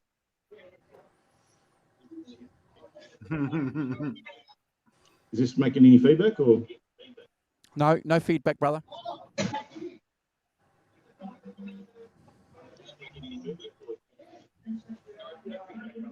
Okay, it's just a massive lag. Do we have that 7-second lag?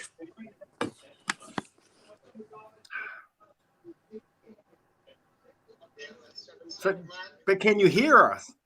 Pretty much. Okay. Okay. I was just about to say I can hear you, and I heard myself say pretty much from the first time I said pretty much.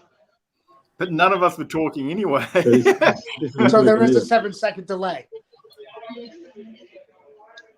Now I'm sick of hearing myself. Okay. Yeah, there's a 7-second I delay. don't know. I think StreamYard just doesn't want my phones.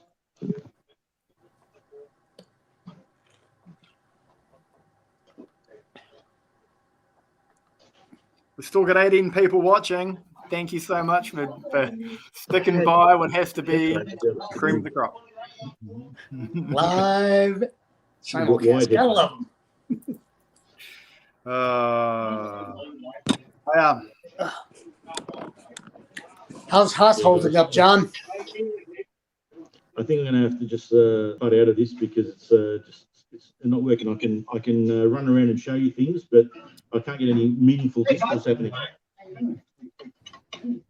All right, so sorry guys to let you down that way. If I had some white-in headphones, I'd probably be able to get away with it. I'll go and see what the guys are doing out there, and then see if I can come back in with some interesting stuff for you. Okay. All right, guys. Speak up.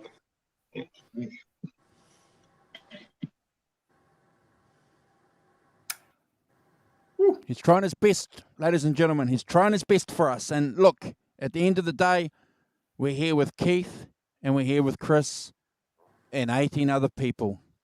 Hey. We're here in spirit to celebrate the Southern Hemisphere EVH celebration, aren't we, guys? Here we are. Grab your Funkos. Grab your Funkos.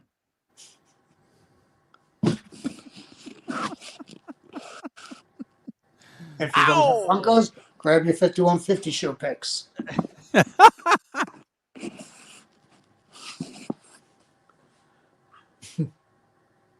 When I was for something, because so we're not just looking at our Funkos. You remember I said I went to a Stephen Adler gig in London, right? Yep.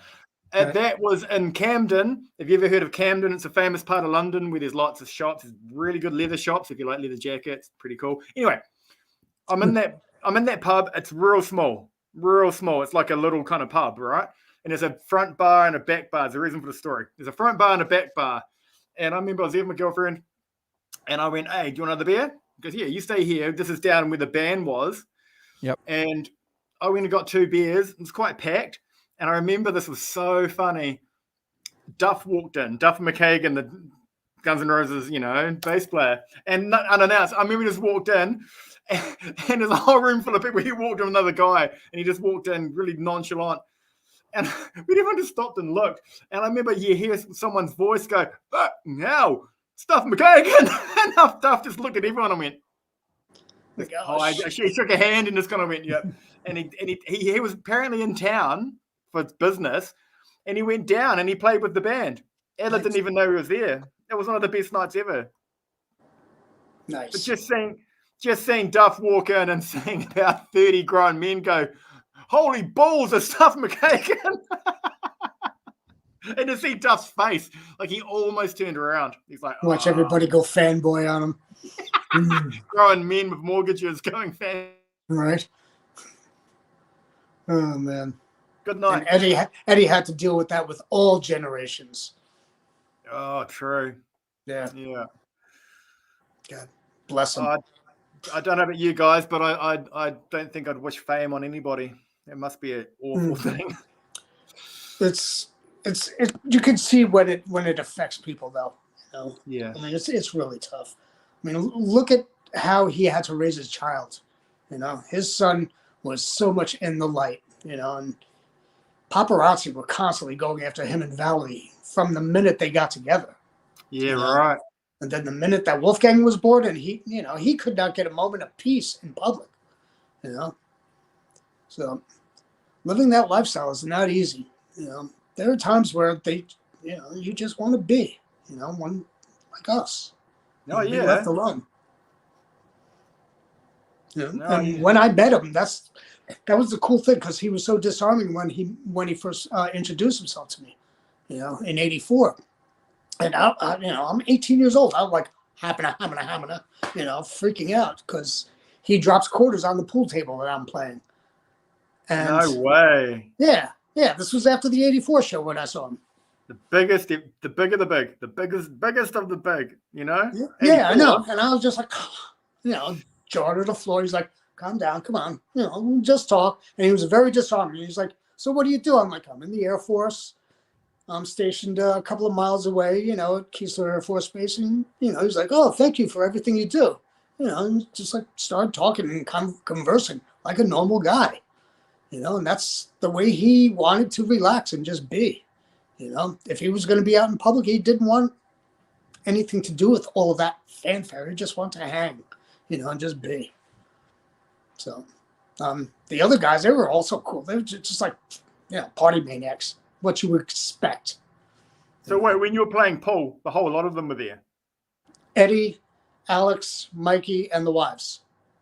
Cool. Dave wasn't there. We saw Dave the next day though at the mall, which was pretty weird. He was wearing a really big loose pair of camo pants and a big loose sweater and a scarf and a hat pulled down really low, but you could still tell it was Dave. We were like, "Hey, Dave!" He was like, "Shut up, leave me alone." Did he have a bunch of people with him? No, he was alone. He was alone. Yeah, the condo that they were staying at, the condo rentals, which was right next to the Coliseum. We were renting the same ones, me and my buddies, and right next to it was the mall. So you could go to the mall to go like get breakfast or go shopping in the morning and stuff like that. And I guess that's what he was doing. And that's when we saw him. Wow. It was such a trip. That's 84. Far out. Yeah. And then I got a chance to meet him later on in like 99 at a smaller club as my roommate was doing an interview for him for a radio station. Oh, yeah. Yeah, that was pretty cool. Yeah. When But he still had the ego though, you know. He was Diamond Dave. So when Ed came up and put his quarter on the pool table, did you see him before he put his quarter down? I was concentrating on a shot, and I heard some whooping and hollering that was going on. And then he puts quarters down and goes, "You mind if I get next game?" I look up and I see him. I'm like, yeah. You know, I was just like dumbfounded, you know, and I was wearing his shirt, you know, the brand new 84 shirt that I just bought.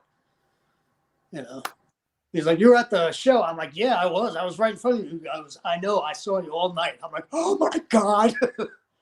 I was just freaking. He was like, "I saw you there all night, man. You were having a great time." I said, "You put on a great show."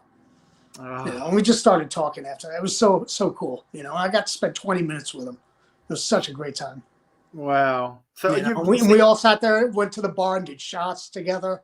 You know, It was really fun. And then after that, they were like, "Okay, we're going to take off." And they opened the bar back up to the public. And by then, everybody outside knew what was going on inside the bar. They weren't letting anybody in.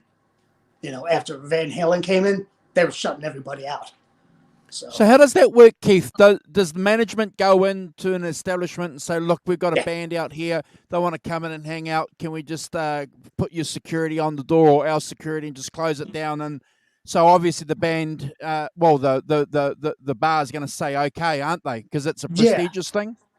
Yeah, absolutely. And that was the thing, because the condo complex that they were renting, you know, they rented like 3 or 4 condos, and it had a bar restaurant attached to it.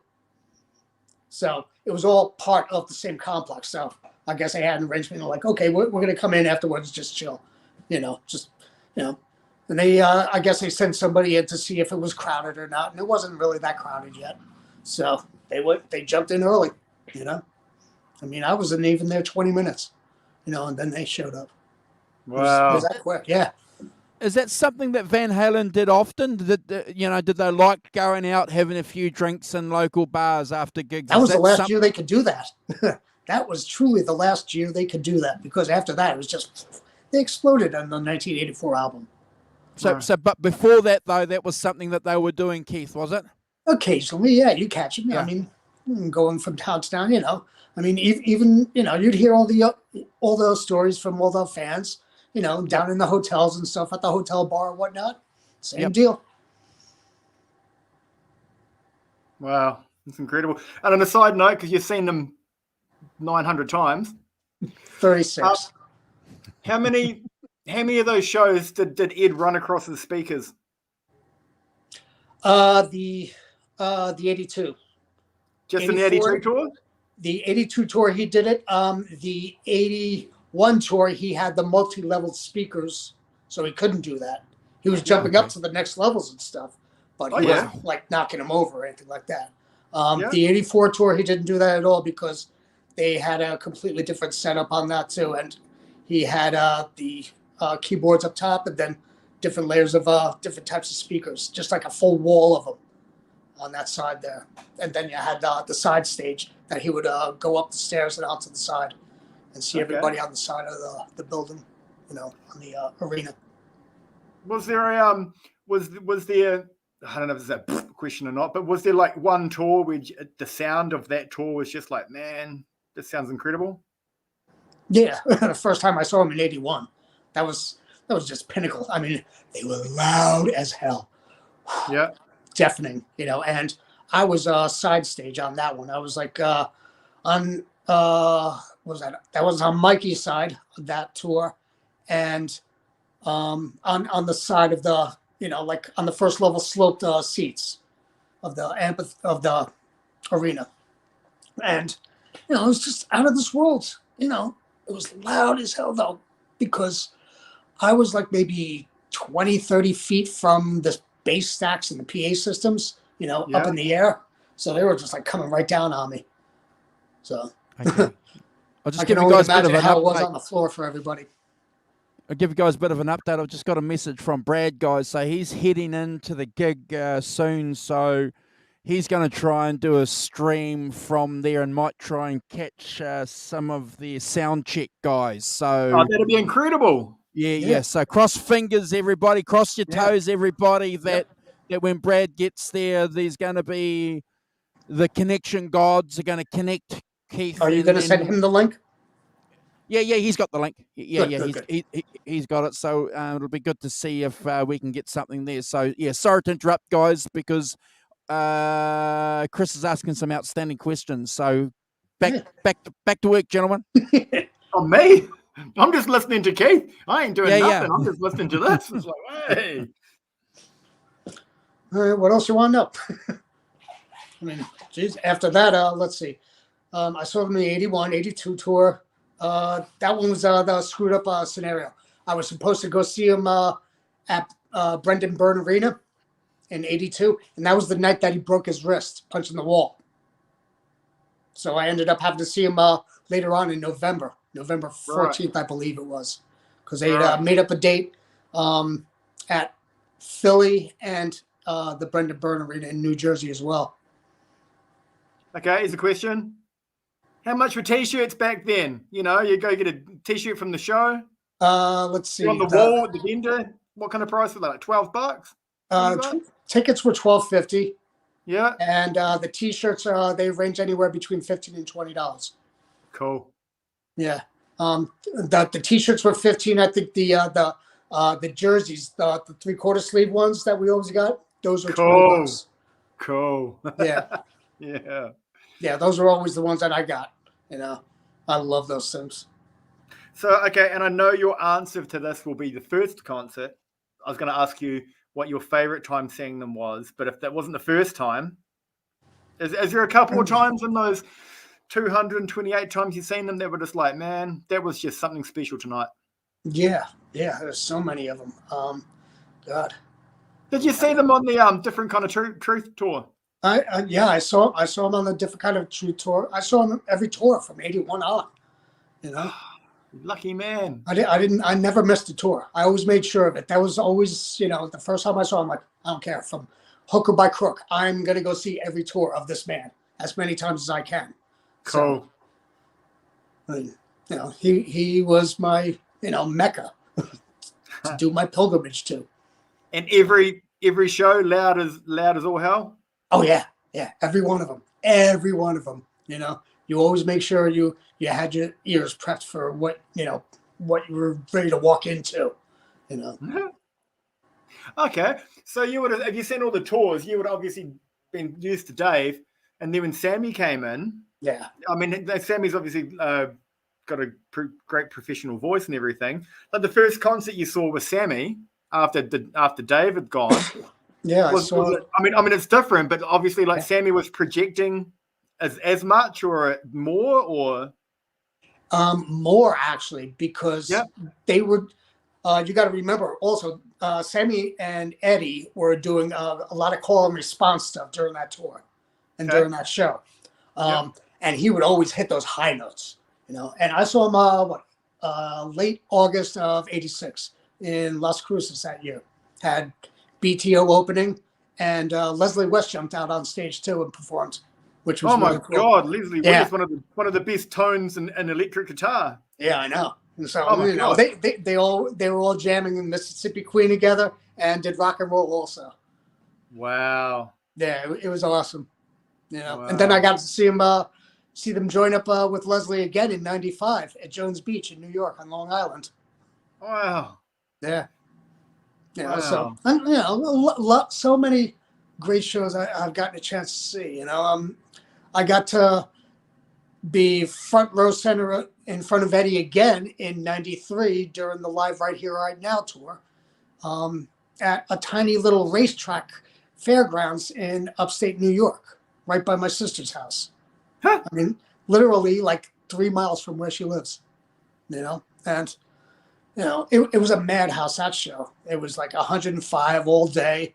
And the stage was actually on the infield of a 3/8 dirt racetrack. And this was all happening on a fairgrounds where the county fair was going on at the same time. Right. This was July 6th or 5th of '93, I forget. One of those 2 days. It was right after 4th of July. And Vince Neil was the opener with Steve Stevens playing guitar. Great show. Oh, I love that album. That Vince Neil album's cool. Yeah. And he was doing the single, You're Invited But Your Friend Can't Come. And Steve was nailing it. He's still playing with his ray gun and everything on his guitar and stuff. It was cool. But it was blistering hot during that performance, and the track was all dusty too. All the dust was floating in the air, and they hadn't started hosing people down yet. Right. So everybody was getting hot and angry and violent. There were so many battles going on in front, and wow. By the end of the show, though, they were finally hosing people down and everything, and people had finally calmed down. But then when Eddie started throwing picks out, and at the end of the show, he went to go throw his shirt out and a towel, and people behind me were battling and fighting and brawling. I was just like not having any part of it. And, I was just lucky because I was staying confined to the wall wearing crutches. I was just recovering from that speed bump accident, from the year before. So I was able to walk without crutches, but I want to be careful for myself. So I brought the crutches as a security measure. And it's actually helped me get up front, which was a good thing. Hey guys, I'm going to just flick up some pics that John's sent through. Just a couple of pics just to show for guys. So just hold that thought, Keith. Come back to that, bro. Okay, so this is that's the venue, obviously, of the Corner Bar, which is a historic venue for a lot of live acts in Melbourne, as I understand, and Richmond. So if you guys know anything about Australian rules football, Richmond Tigers are a pretty dominant team over there in Australia. So is that the official bar for the team? I don't know. Probably. Probably. We have to. That's where a everybody question goes to watch the game. Yeah, we can ask them. But this is obviously some pics there of the what do you call those cases? Road cases. Cases. Yeah, there's the lighting getting all set up. Still setting up. Barlenas there. Got to have the Barlenas. And last pick. Setting up Hoss's wet, dry, wet rig. Obviously, there's a bit of effort and time going to that, isn't it, guys? Oh, yeah. Yeah. So hopefully when Brad gets to the gig, guys, when Brad gets there, we can maybe get some live footage. Somebody change their shirt. Yeah. John, if you can hear us where you are, Brad is on the way to the gig, so he's going to come in there and hang out with you and hopefully live stream. Hey, Pete, good to see you, brother. Okay, sorry about that, Keith. If you want to continue with your I'm just telling stories. Yeah, Ollie's asked in the chat group, and who wants to take it and explain a wet, dry, wet rig? Oh, some more pics are coming through, so I'm going to put them up too. I'll answer you, Holly. I'll answer you in a minute, Holly. Your stuff will always take precedence over our stuff. Yeah. I won't forget, Holly. I'll ask you in a minute. Yeah, I'll be right back. Yeah, we'll keep him there for you. Hi. Hey, buddy, what's going on?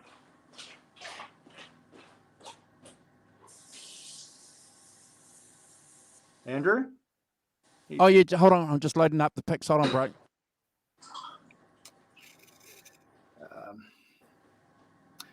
Maybe I can do it before the pics come up and I'll be quiet. But Holly, a wet, dry, wet rig means you've got 3 speakers. And the 2 outer ones will have delay and reverb and any kind of effects going on. And the middle one normally will have nothing. It'll just be why it's called dry.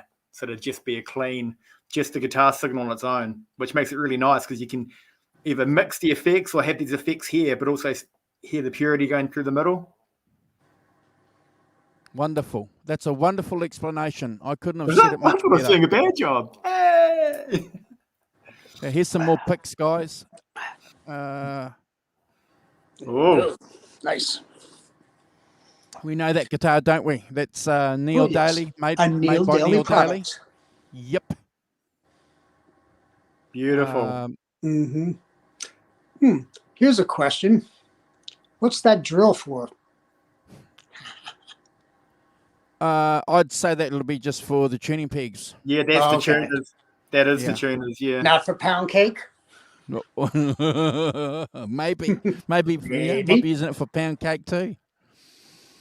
And here's another one here. So looks like they're going to be doing a professional film too. Hoss Nice. said that they were Good. hoping to do that. So Good. looks like they're going to do that. So that'll be great. Hold on, bro. I think there is one more. What's this one here? Oh, that's the guitar. I was showing that. So, okay. All right. I'll just get out of there. So, thank you, guys. So, wet, dry, wet. Wonderful explanation. Chris. Yeah, I'd even like it. Who did it? Did Jimmy Page do it? So he had his wet, dry, wet. Was his middle one real clean? Like a clean? Correct. And that, Holly, would be super nice if you've got like all this going on and your middle rig is almost clean, you know. That'd be And so then you have nice. a slight delay on it. Yeah. And Yeah, you got to set it off like 5 to 10 milliseconds between each side on your wet and dry. all right. So just bear with me, guys. So Eddie wasn't always consistent on that measurement, was he? On that time, you know, from album to album, it was tighter and looser. And obviously, from what I understand too, Keith and Chris, even when he played it live, it was just something that was facilitated by the way that he was hearing it at the venue. So there was no consistency. Is that correct? Absolutely. You know, he would always tell Mike, tune to me.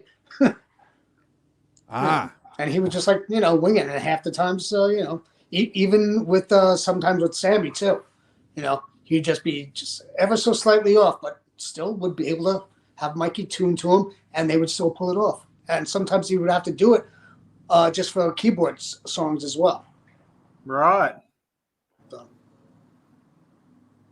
All right. plus a few songs they would have to tune down, if I recall. For the keyboards? No, for a couple of the Sammy songs though. Oh, just for the vocal pitch. Mm-hmm. All right. Yeah, later on in the tours, I know that was the case. You know, Right. with like Dreams on the end there, he was, you know, the last tour there, he was still having trouble with his voice. You know, he was having trouble with his voice that whole tour during the '95 season, right? Right. If you guys ever remember, they opened up in spring break with Florida in Panama City, I believe it was. Yeah. And you could hear the problems that Sammy was having with his voice during that show, and it had plagued him all through the whole tour. And I was very lucky to catch him in a few shows where his voice was really, really spot on. But the last show, that I was telling you about that he was doing at Jones Beach with with Leslie West. Yep. At the end of that show, he, by the time Eddie was doing a solo, his voice was almost shot. So you got to feel it for the singers. Instead, they got the rough spot. Yeah. I mean, they called it the ambulance tour for that reason. I mean, everybody. Mikey was the only one who got out clean.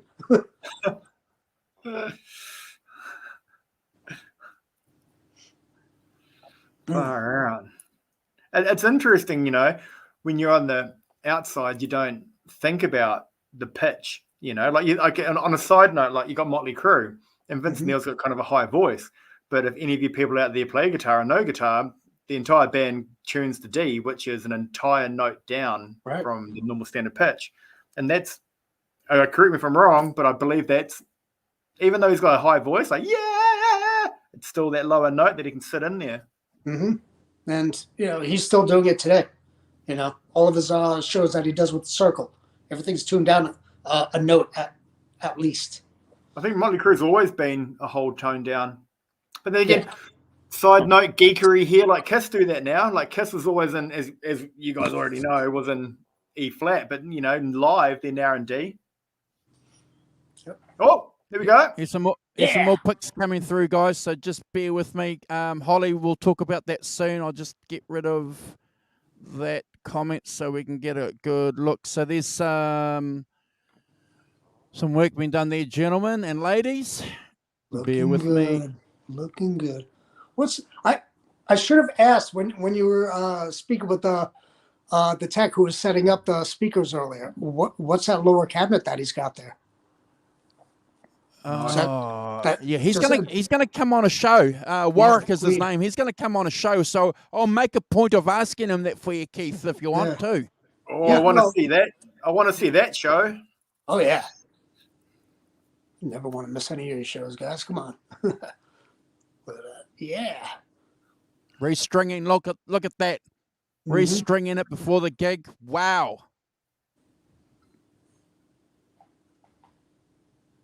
And that's it. So they're coming through, guys. So I'll just throw them up as they come through, eh? Looking good, guys. Looking good. It's such a pity that their connection's funky and we're not able to see anything they got going on, Yeah, probably just a bad Wi-Fi connection. So we're lucky. We're incredibly lucky we've got you here with us, Keith, and you can tell us all these amazing Van Halen stories. Otherwise, Andrew would be stuck listening to me. Well, now it's your turn to share. Yeah, your turn to take the baton. Did you go to the 98 shows? For Van Halen? No. Neither of you? Yeah, no, I did. Oh, So we made the pilgrimage. It was it had to be done. I went up with about 6 friends in one vehicle, and so I think in our road trip there were three vehicles. And I'm going to tell you something, Keith and Chris. Van Halen 3 had been released. Wasn't my favorite album at the time. I can't bullshit you guys, got to be honest. Wasn't my favorite album. But we were all going for one thing only. To hear Eddie live. To hear and see Eddie live. And we're just thankful. That on that tour of Australia and New Zealand, he was on fire. The videos prove it. He was playing well. His tone was great. And he was in sync. And Gary, I came to appreciate this years after, but Gary did a bloody good job, bro. Good singer. He did so much better than anybody could ever expect him to do. Yeah. I mean, as little as that album sold, I never saw an empty seat in the house. I'm sorry, but I saw them 5 times, and every one of those shows was sold out. Cool. Really? Yeah.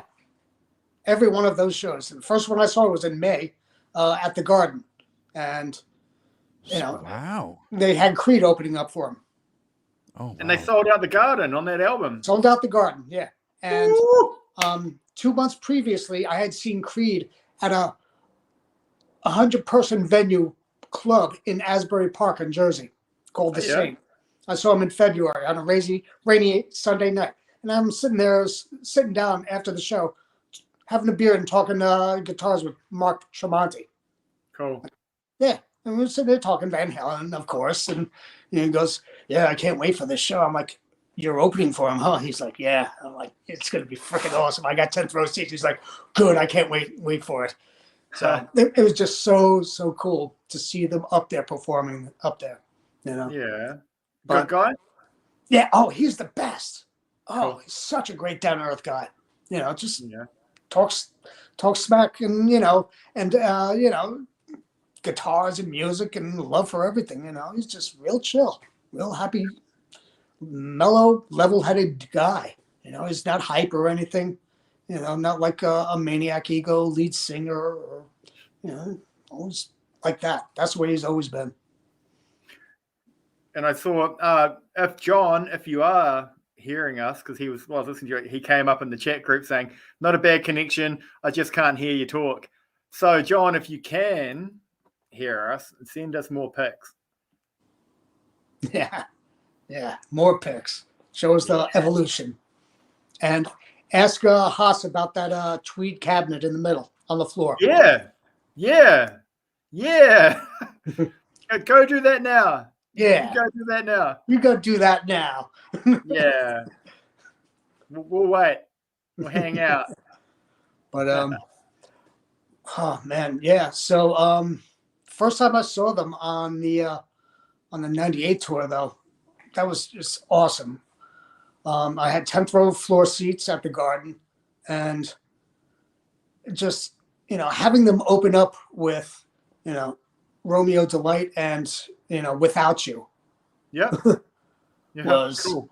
Out of this world. I mean, my head was spinning and I was jumping off of my chair doing scissor splits when I heard him do it. When I heard him start doing the opening riff to, you know, to Romeo Delight. It was like, oh my God, dude, pulling out all the good ones.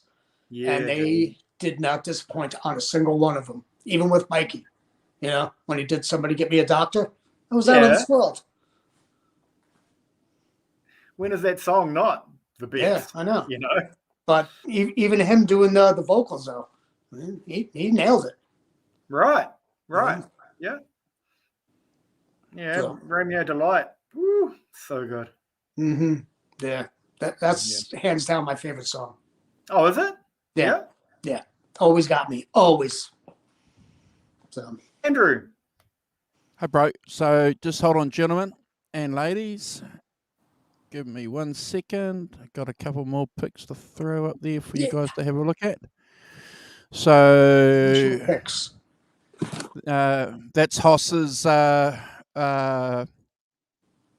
pedal board, obviously. And it's looking good, isn't it? Cool. Oh, it's looking good. Whoa, is that a fresh picture? Mm-hmm. Now we're talking. Yeah, it is. Now we're talking. That is fresh. So do we know what time it is there for them? What would it be in Australia? So they're 2 hours behind us. So it's 5:45 here. So it'll be 4:45 over there. What time is it in San Diego?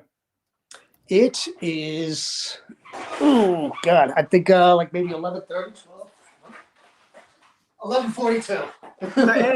So Andrew, do you know what time Hoss is supposed to take the stage? No. We will ask that. So the whole idea, though, we weren't going to be here.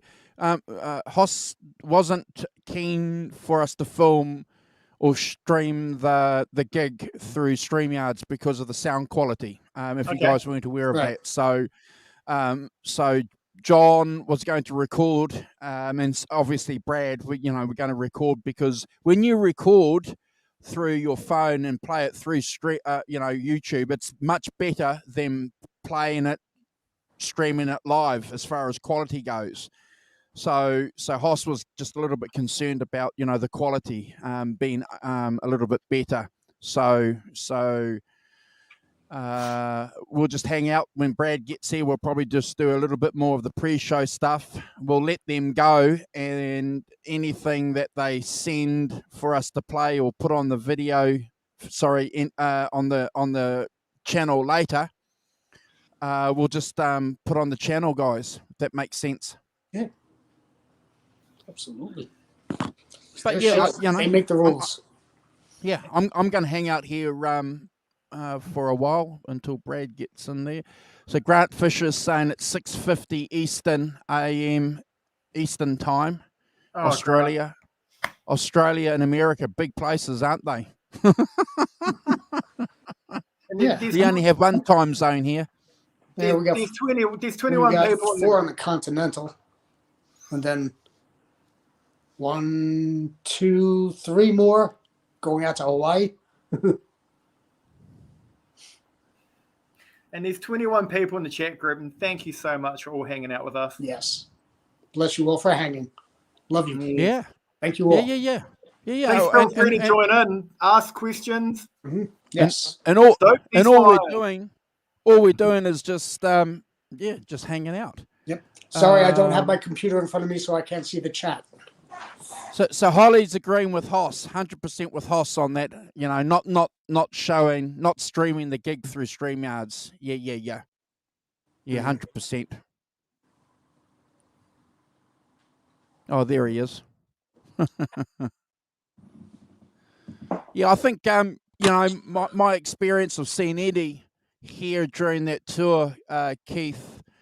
Yeah, you know, we've spoken about this many times on the 5150 show. You know, we're thankful that, you know, he was playing well, that he wasn't going through any rough patches, you know. And the band, you know, you've mentioned it because you went and saw them, you know, 5 times during that tour. The band were tight. Mm-hmm. They were playing tight, and, you know, and Gary, you know, sang all the songs too, didn't he? You know, Absolutely. Yeah. You know, and great team, force. Full force too, you know, and with all the athletics that he did too as well. You know, he wasn't as athletic as Dave would be, but you know, he still commanded the stage and moved around a lot. So that second album that they recorded, you know, the one that never got released. Yeah. So are we all crossing fingers and, you know, Alex might give that to us, and the whole album side of Balance, that's, you know, because they got a double album's worth of material for Balance. So, you know, I love asking this question. Are we going to get it, Keith? Are we going to get it, Chris? All we can do is work and pray. Does Alex get on well with Sammy? If everything goes okay between Alex and Sammy, I don't see any issues with that. Okay. I think there would have to be a lot of conversation also with Mike as well, though, too. And probably upon Wolfgang's wishes, you know, if they were going to do anything kind of as a true tribute, you know, like they want to do a tribute tour or something, you know, they need to clean up house inside first and level all the playing field for everybody and just make it right. You know, this is about for the fans and for the band and for the legacy of the band. Yeah. If we don't get a tribute tour, I'm happy with that, Keith and Chris. I'm happy with that, but you know, I'll chuck money at these albums. You know, I'll chuck money at what's locked in the vault, Keith. Yeah. Imagine the poor bugger is going to go through all the stuff in the vault. It'll be a labour of love, but you guys have seen the footage. That's a lot. But also, you have to be able to decipher all of that stuff too. You know, that's where the biggest problem that they're going to be dealing with is getting those things decoded off of an antiquated computer system that they had. True. For a computer that no longer works. Get Rick Rubin to do it. And then get it all baked. True. Yeah. Yes. You got to bake all the tapes, and then you still got to decipher on what's good, what's not, and what's usable. That was what I was. Nina, sorry and then guys, remaster, Nina is at the resequence, gig. and remix. We might get Nina in here. Ooh.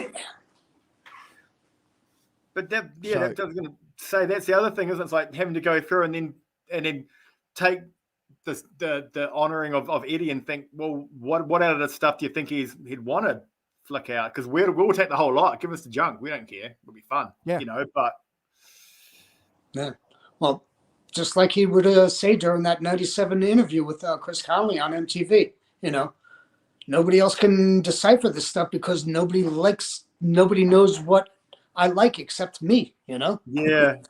So, Yeah. I mean, yeah, they'll probably be able to decipher all the stuff, you know, but they're also going to need all hands on deck of everybody who worked on these albums, you know, Sure. from Don all the way down, you know. Can't get Bruce back anymore, rest in peace.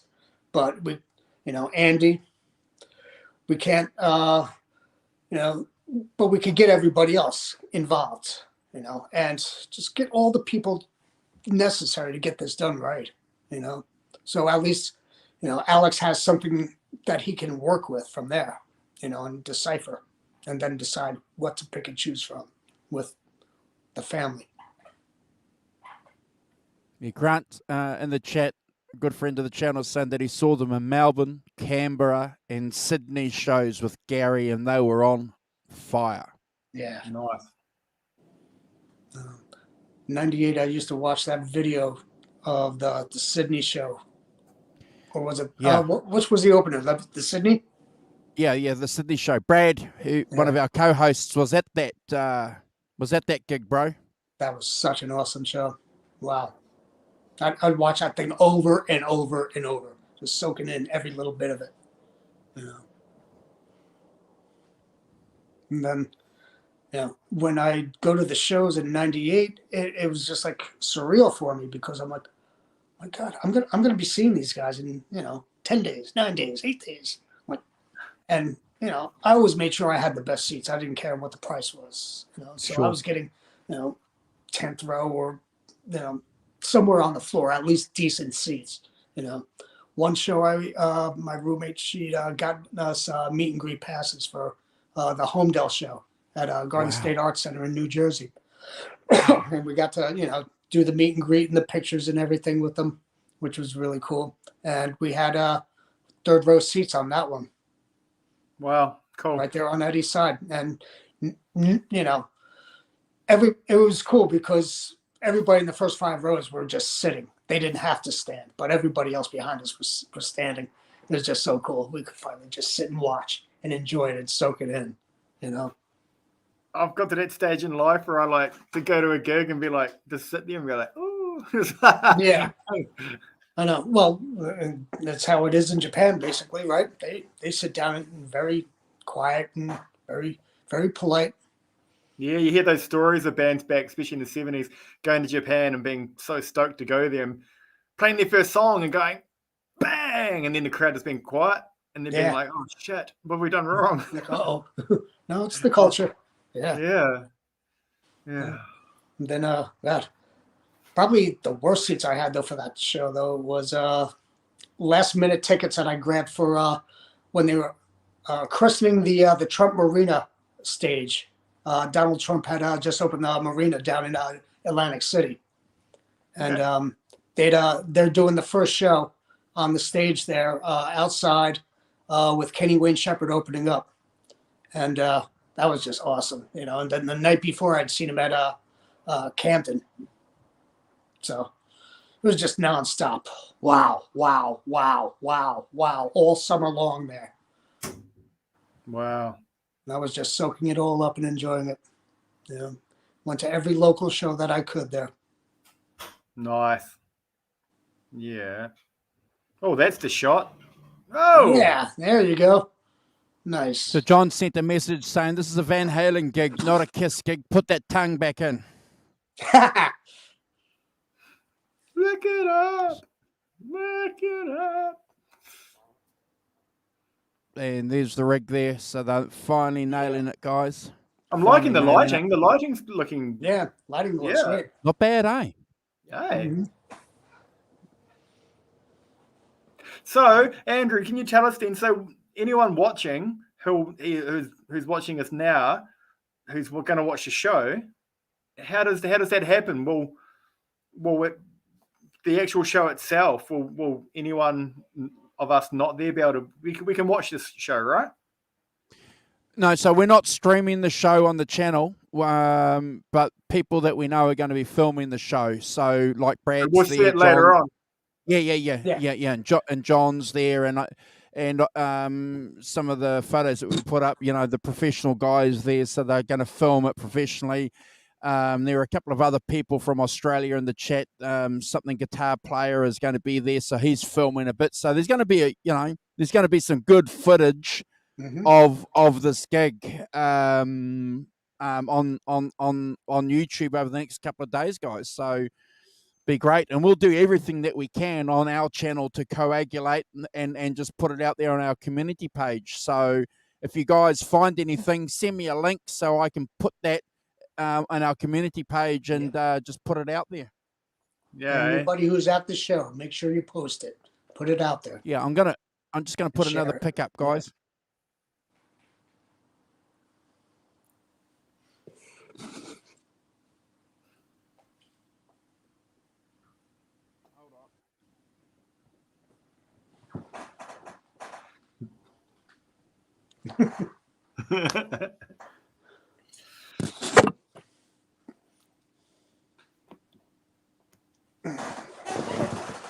Turn this off.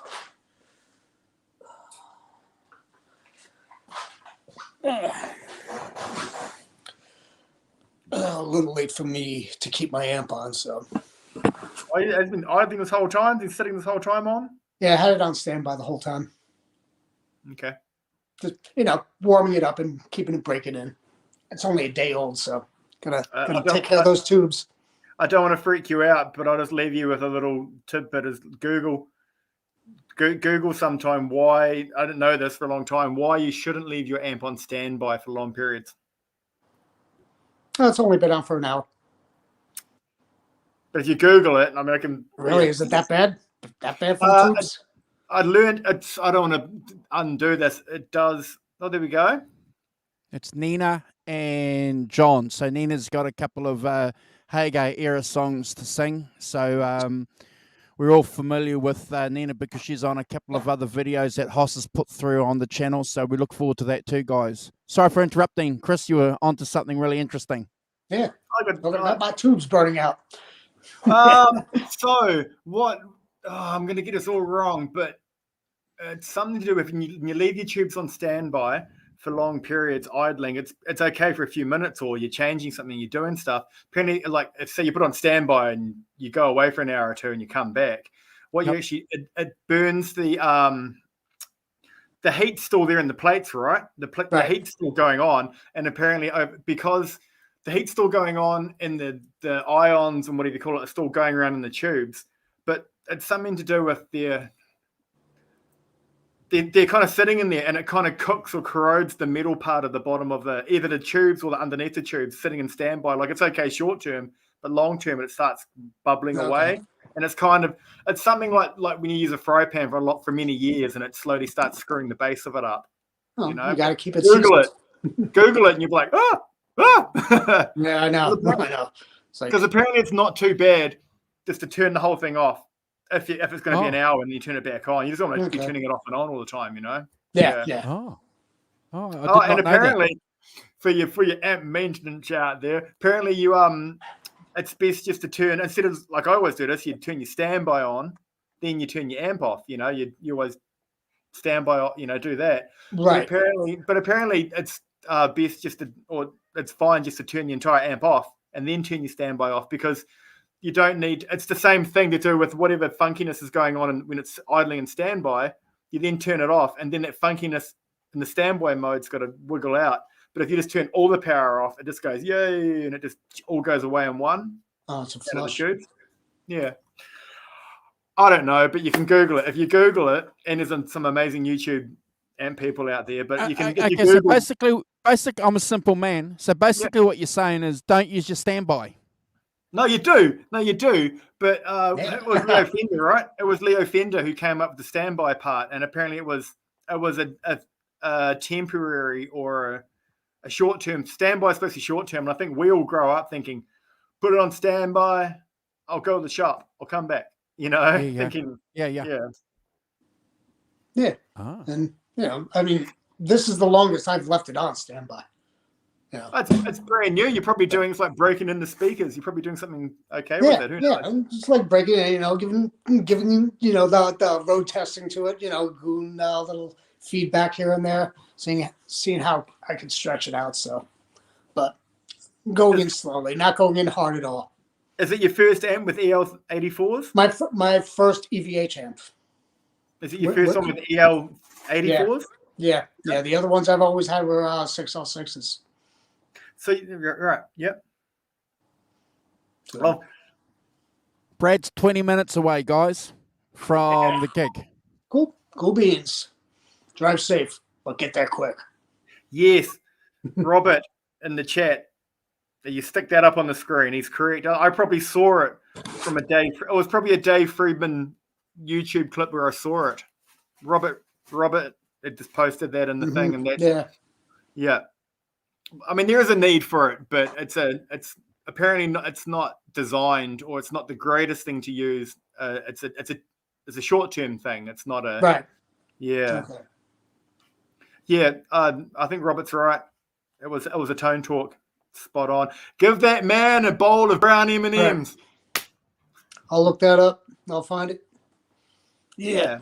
Okay, so it was an episode on Tone Talk by Mark where John Serra and Dave Friedman said there was no need for a standby switch. Which is bizarre. Wow. Well, I don't know about that. This I can swear I remember this too. Do you? I've never heard of this. Yeah, this was probably about like last summer or fall, I think. Yeah.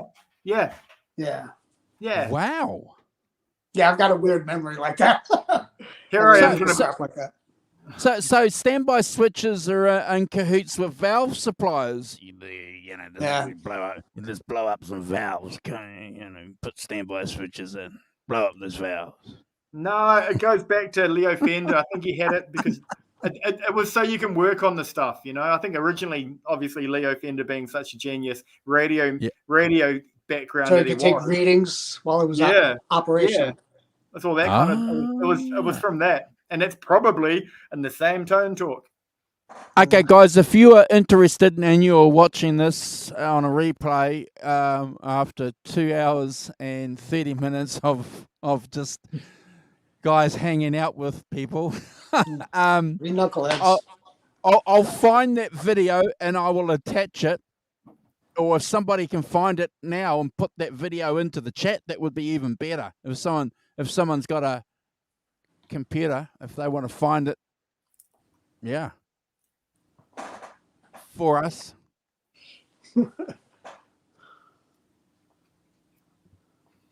Easy there, Mongo. Mongoloid. I was a yeah, Robert said it. Oh, yeah, he said, look, he already said it. Let me find it. Okay. A champion. What an absolute champion. I love this crew. My work is done. Where's Brad? Come on. Yeah. Well, yeah. I think what we'll do, guys, is when Brad gets in here, we'll go live, see what Brad has to do, and then I think we'll cut the stream. And if there's anything, if you guys hit the notification button, if there's going to be anything good later, I'll go back. Any of you guys in the chat got any questions? I think tubes need time to warm up if I remember my Hammond organ situation. Correct. That's a good idea. Yes. If you want to not be buying food. I'm keeping it on standby and just letting him warm up for a while. Not doing anything too obtuse with it yet. So I'll let it rip. So, Holly, I've got a question then for you. Do you blow valves and tubes and Hammond organs? Is that something that blows often, or is it just like an amp once in a while?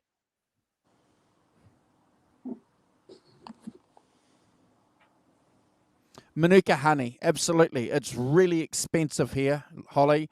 Manuka honey, the special Manuka honey, you got to be careful. The proper Manuka honey is controlled by the government. The government has a special certificate or a special rating for it because you're paying shitloads of money for a small pot of honey. And there were some people out there in New Zealand marketing honey as Manuka honey, but it wasn't.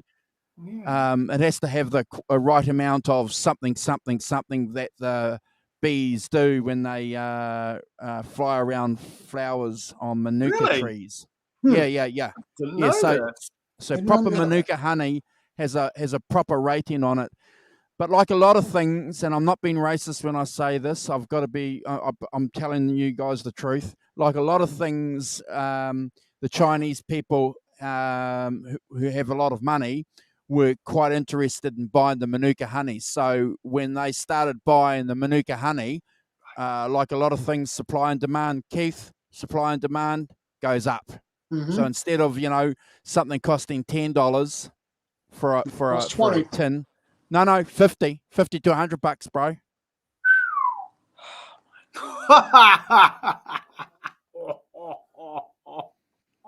Yeah, we got something about our bees down here, bro. They don't call New Zealand God's own for nothing, bro. That's like that $100 gold flake burger that they used to sell in New York. Yeah. Oh, I heard about that. Yeah. Oh my goodness, $100 for honey.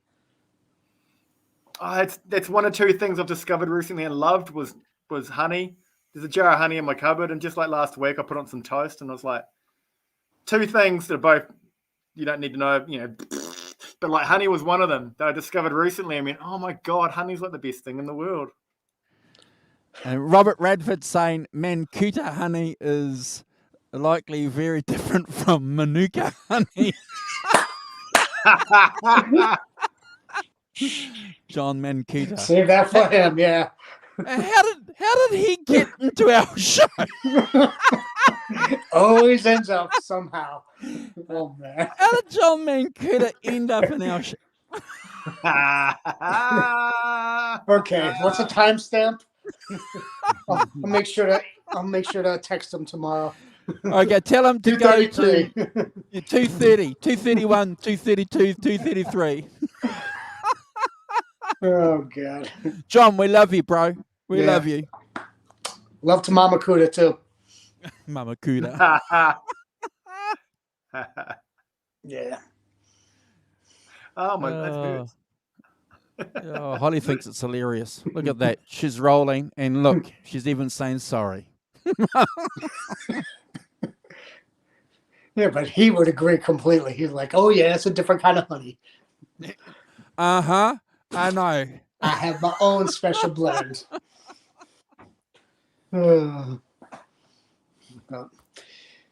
He has his platform for that. We don't do that. Is this a family show tonight or no? It is. It's always a family show, brother. It's always a family. Well, we'll leave things open-ended for you to get what you want from, but we won't. We don't elaborate. Yeah. We don't need to go Captain Obvious on everybody. Yeah, that's the best way to do it, Keith. Yeah. No mansplaining, no Captain Obvious, blah, blah. Yeah.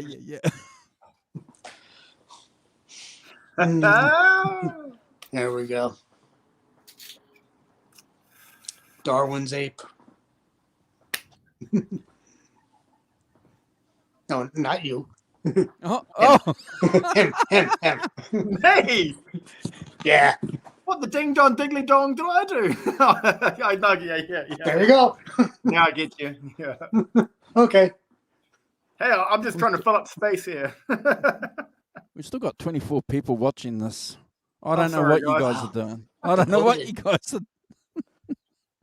We're always privileged and humble by the support we get. We always appreciate it, Keith. We appreciate the channel growth too. We're 2,700 subscribers, Keith. Wow. The amount of people that are sharing our channel on social media links with their friends is phenomenal. But I have to tell you though, bro, certainly something happens with your channel when you reach 1,000. YouTube bump you up. And there's a couple of things too. They don't like hashtags. They do not like hashtags, Keith. They like their own tags. Take them out before you put them in the washing machine. Yeah. Get rid of those tags. Get rid of those Levi tags. But what I can't believe though is, I mean, what was it? 2 weeks ago you were at 2,000 and you're already up to 27. That's phenomenal. Yes. That's awesome. Yeah. That's great, man. Wow. Yeah. So what we've done. Well, so we've got a couple of Facebook groups attached to the channel. We've got a blues Facebook group that's got 10,000 members, Keith.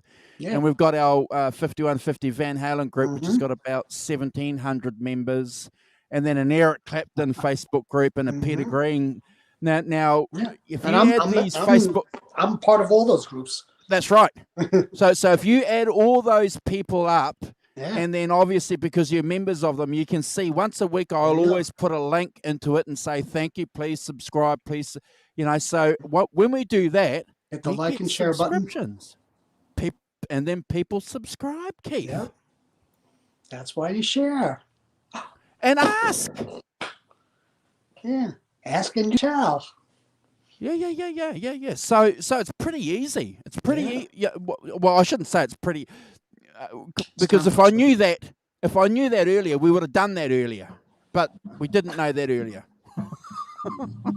Well, you can't undo it now, but you can build from here. So and it's growing leaps and bounds. Can I jump in? Can I jump in? Pouring your drinks? Hang on, I'm trying to find a witty answer. The maid. No, definitely not that. Oh, dudes, don't blow my ride. Come on. The better half. Yeah, the better half. The other half. You hear that, Bab? You got international. That's strange. The sideline, it's just a mannequin. I've just got it on a string thing to go. I don't live alone. I know people. Gretchen Zeppelin says in the chat, because we like guitars. I'm just shopping, looking at a Marshall MG15 CFX for bedroom. Buy it. Buy it. If it's for your bedroom, buy it. Yeah. I'll be honest, I'm not sure what the CFX is. Do you guys know? No. But it's the MG line, and the MGs are the solid state Marshall one, and they're good for what they do. Oh, okay. They are. Yeah. Now, thank you, Holly. But yes, certainly, asking the people from the blues group to jump in and subscribe certainly has an effect. And obviously, because what I do is when we get all these subscriptions, coming through, I always subscribe back because that's one of the things that we've always said, Keith. If you subscribe to so if you guys go and, if somebody subscribes to your channel, subscribe back to them. I can't understand why all these big channels that have like millions of subscribers or thousands of subscribers only have like 20 or 50 subscribers. Subscribe to everybody that subscribes to you. We do that. And I have to tell you guys, I've said this before, when I go and subscribe to these channels, it's interesting what people watch and do on YouTube. Can you see what they're watching? Well, you can go to the channel. Like for example, when you do a subscription, I get an email saying that Chris Hunter is subscribed. So and then I hit that and subscribe. My name. Hey, it's my name. I thought I had that name. And then you subscribe back and you have a look, and it's like, you know, guys jumping off cliffs with parachutes, and guys that sit and do commentary on tropical fish for 2 hours, just the camera on the tropical fish, and they're just talking, describing about what's happening, and these channels have like 40,000 members.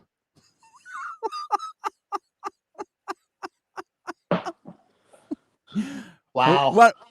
One guy who collects golf balls, and he talks about golf balls. Oh, 75,000 members. my granddaughter watches this one YouTube channel of another girl playing with these little micro dolls. You know, Wow. just watching her play with them, and her dad commentating and taking video of it. 1.2 million subscribers. Insane. Yeah, what can you chat? What can you say? The world's a strange place. I know. You know, It's bizarre. you know that rock and roll isn't like one of the most popular forms of music in this modern day and age. Nope. Well, I don't know where that one comes from, I know. but hey, TikTok. Yeah.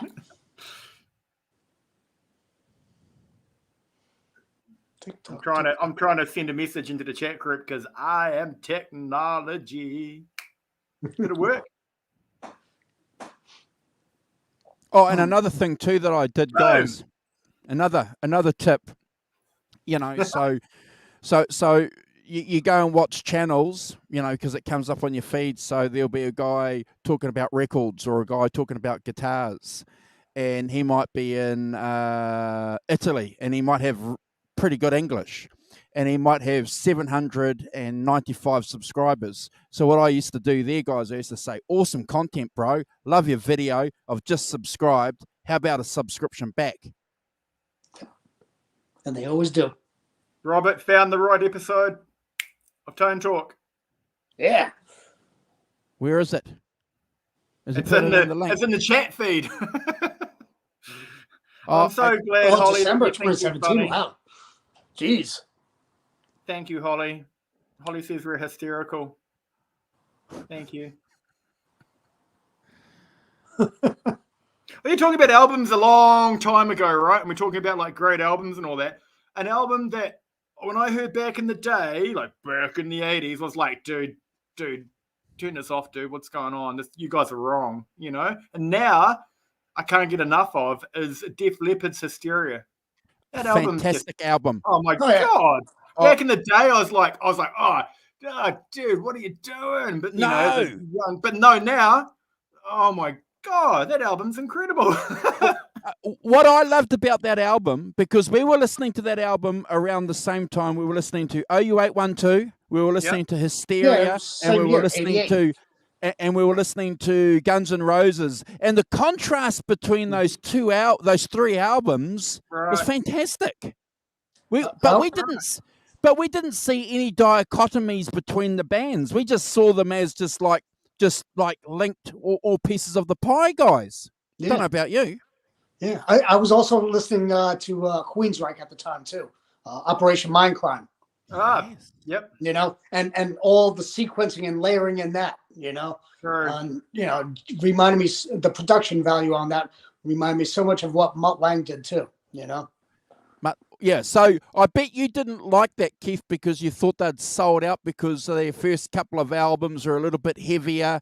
And because I used to have that conversation a lot, Keith and Chris, with guys, you know, about Def Leppard Hysteria. A lot of guys back in the day were saying, no, they're sold out. It's shit. It's rubbish. But wait, for me, I was just a young teenager, fiery dude. I was like, fast, go. So I grew up. Megadeth. Megadeth. His voice, I like Megadeth now, but his voice back then was like, what do you mean I don't want to grow up? And I was like, dude, come on.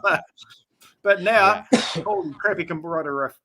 But yeah, it was one of those albums that when you're 16, you're like, it just sounds a little bit overproduced. But now, that album just, my brain, like, Yeah. I mean, back then, I always compartmentalized my music anyways. You know, it was Van Halen, then I had my metal, and then my hard rock, and then pop rock, you know. And Def Leppard was the pop rock. They were the pop rock. They were the kick-ass of pop rock. I mean, Don't Shoot Shotgun. Phenomenal show. Don't Run shoot Riot. shotgun. Run Riot. Rocket. Are you excitable? Are you excitable? Pour some sugar over me.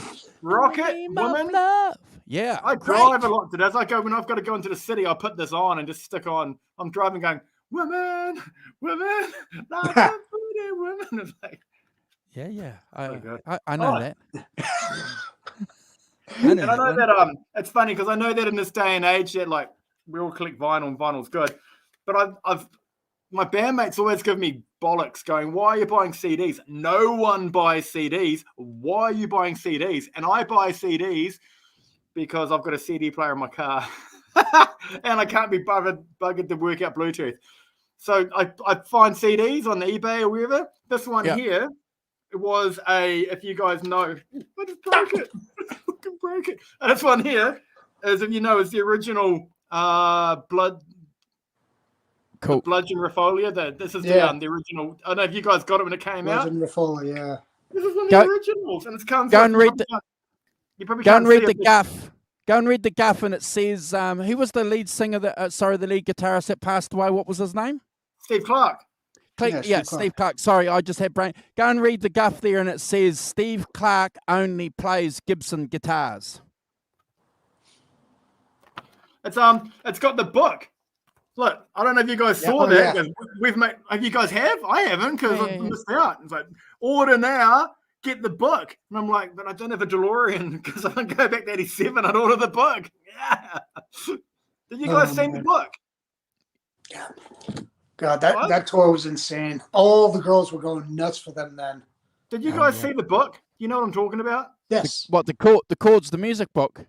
No, Keith, tell him. You know what it is? No, it's a biography book on them. Yeah, it says it in the back. Yeah. This is like an original CD that I picked up. It's got buy our first albums, like with your CDs. Buy our first albums because they're rad, and this album was so full on. We made a whole book. So, I did not know that. I did not know that you can get Animal Instinct, a biography. Did not know that. Can't find it on eBay. You've been looking for it. I had a little tickle around. So here's a comment here from John, guys. I got a 6-string acoustic CD with Slang Armageddon. Okay, all right. Pour some sugar on me. Yeah. Great album. It's a great album. The production. Yeah. Didn't they do an acoustic or a unplugged show on MTV? Yeah. Yeah, that's probably where that was from. Yeah. And they came out a couple of years ago with 25th anniversary with the usual. They remastered it and did some other stuff to it. And apparently, I haven't listened a lot to it, but all the Def Leppard fans say it's remarkable. They did a great job. Oh, good. Yeah. Yeah. But I remember that year when Hysteria was coming out. That show in the round though. Everybody was going nuts to see that. Nobody had seen a show in the round like that before in a long time. Have you heard these stories? Like, you would have seen they put out like a bunch of 25th anniversary, like talking about it type stuff, and there's all these funny because did you know that to get into the round, when they were setting up the show and coming back, they were having like. I don't know what you call them. Like they have them in hotels in America, apparently, where they're the big laundry carts, and they'd be wheeling out laundry carts, and apparently the band would be in the laundry carts, and they'd wheel them out through the crowd and back in. They would also do that with the road boxes, right? The roadie cases. Okay. And apparently there's one of them where they were saying that Robert Plant was at one of the shows. And he said, "Can I wheel you out?" And they went, "Sure." And so apparently he tied his hair back and he put a hat on and put it down. And so imagine sitting in the crowd and not knowing that Robert, the singer from Led Zeppelin, is wheeling out the band for the night. Oh my God, So are you guys looking forward to the new album that's going to be dropping at the end of the month? Robert Ramford is. Oh yeah.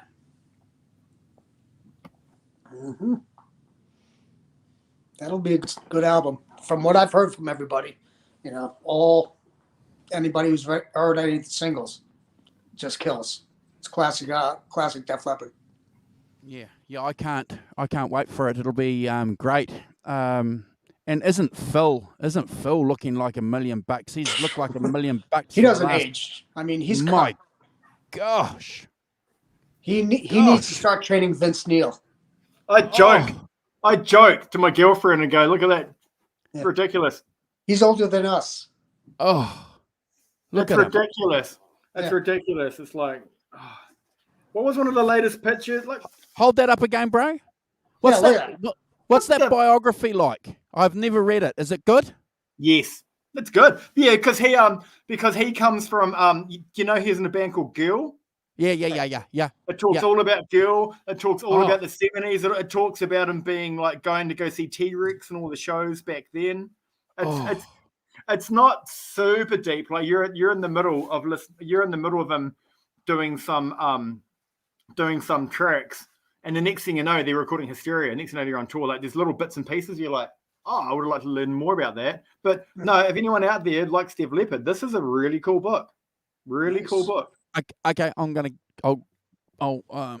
go on Trade Me and have a look and see if I can get a copy. But you won't trade me, mate. I can tell you where to find it. I've got there's a couple of really good international book links that you can go to that you can get books from that are really good. Awesome. Who's the author on that? There's a place called thriftbooks.com. Thriftbooks. It goes all around the world and they're amazing. The author on this is a guy called Phil Collen, not to be confused with a drummer. Yeah. He's 64 according to Holly. Wait. No, he is. It's on his that's his birth date on his guitar. That's his birth date on the guitar. Oh. And for anyone out there who's I've wasted my life, he didn't start getting like this into the mid-90s. Yeah. Correct. Yeah. He was flabby when he was a kid. Look he at was that. flabby. Yeah, he was like that. He wasn't like that in the 80s either. No, he was a skinny little dude. Yeah. Might be some pictures. He wasn't cut at all. I mean, he had an okay body and everything. You know, he would always perform without a shirt on. So, you know, everybody always saw it. But he has a couple of black belts as much as I can recall. Also, yes, he does. Different. Oh, really? Yeah. Yeah. That's why he's so karate. Different types of. Yeah, they go back in. That's them early on. The two guitarists. We get a good light. Yeah. He used to be skinny man. That's back in Yeah, that's early 80s. Early 80s. Oh God, that's when he was still a girl. It looks like. No, that's Steve Clark beside him. Oh, is that Steve Dixon? Okay. Wow.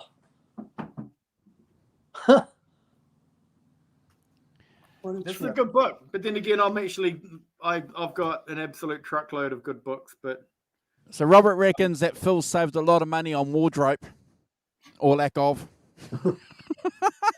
Yeah, saved a lot of money on shirts. 64 years old. So wait, that's him there. So you can check it out. Wait, that's him there. He's a great artist as well. That's him there, and that's him. I think that's like 94 or something, 93. So he wasn't buff then. Well, you can't really tell with the shirt though. Well, he's got a little podge and he's quite skinny because I saw another picture in here somewhere. And the next thing you know, it's just completely. It's to do with martial arts. Yeah, it's to do with martial arts. Yeah, he got into it. Yeah, when he was in the martial arts, boom, look at that. And it's crazy martial arts, whatever it is. Whatever it is, it's like Thai kickboxing or something. So is it true that that's the picture? That's the picture I tell. Yeah, look at is that. it true?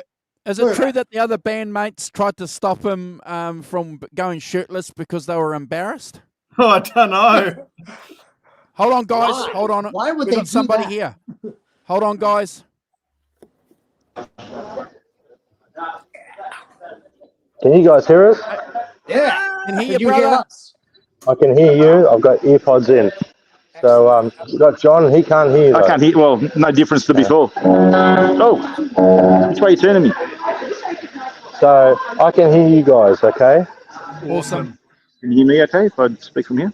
Yeah. That should be. All right. So I think sound check's going to happen at some point, but we might jump back in when sound check happens. Yeah. Yeah, okay, no problem. Jump in and then we'll do sound check, and then we might end the stream. And if you guys want to come back on later on, give me a yell, and I'll jump the channel back on. Okay? Sounds good. All right. Cheers, brother. Peace out, guys. See you soon. Yeah. Good to see you, Brad. Good to see you, brother. Likewise, guys. Woo! All right. Cool. Cool beans. Yeah. Well, that could have been the best part of the night. Oh, well, Yeah. bro. Look, at least we're trying to do something, aren't we? You know. Yeah. What? Look at Phil Collins' abs. Yeah, I'm tired of looking at topless pictures of Phil Collins. I'm getting a complex here, and I'm only 56. So I don't know if this is true or not, but the lead singer apparently, and this was the story going around a while ago when they came out with an album about 10 years ago or something like that when Phil was buff. Apparently they tried to get him to cover up because the rest of the band members were, you know, getting a bit, what's the word? Chubby. Yeah, Rick Savage will be like, "Hey, I'm the hot bass player guy here. What are you doing? You can't wear that. We don't need to be here. You just come out your own and be like Magic Mike and be like, Yeah, that's right. The bass player was the hot guy there for a while, wasn't he? He was the hot Rick Savage. Yeah. Yeah. Yeah, now he's starting to look a little bit more like Christopher Walken. You know, oh, only I could do a Christopher Walken accent. You know, have you seen the promo shot of those guys? The bass. The new one? No. They're all wearing like the tight black suits with the skinny ties. They all look like, one should be named Pink, one should be named Gray. Why am I called Mr. Pink? I'm going to find it and put it on the channel. Hold on. What's going to be the title of this live stream? You're going to put this out saying 5150's most random episode ever? Something like that, bro. Something like that. Hold on. With random live pre-show drop-ins. I hear you, Robert. Robert says he's in shape. He's round as a shape. Yeah. I'll be right back. I got to get a charger for my phone. My battery's about to die. No problem, brother. I'll be right back. Def Leppard, 2000. But that's a good book. That's a good book. If you guys haven't read it out there, that's a good book. Actually, if you don't have it, that's a good book. This is I kind of baby this book. I sit there in bed at night reading it sometimes, and I'm like, okay, put you down there and go to sleep because I don't want to get all tattered. Like I'm a massive Ace Frehley fan, and I've ruined my Ace Frehley book. Ruined it by reading it. It's just haggard. Okay, so hold on, guys. So let's have a look at Def Leppard in 2020. 2022. What are we? 2022. 2022. Hold on. Is it going to load? It's almost 1990, dude. It's almost 1990. The 80s almost over. We're screwed.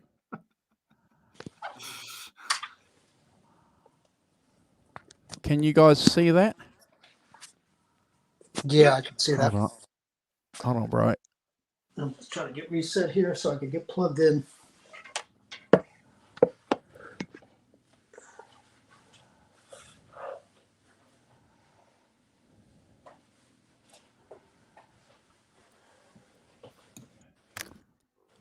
And that's Vivian Campbell. Here we go. Here we go.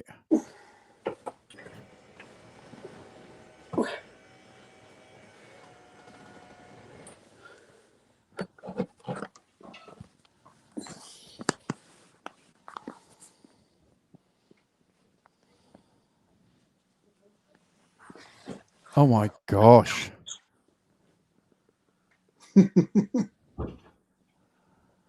Oh my Lord.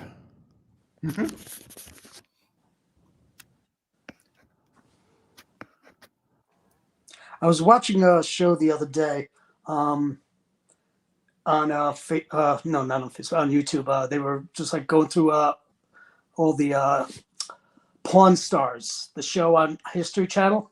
Oh God! I was going to say something else for a minute. There I was going, dude. No, but there was a woman who came in with one of his guitars.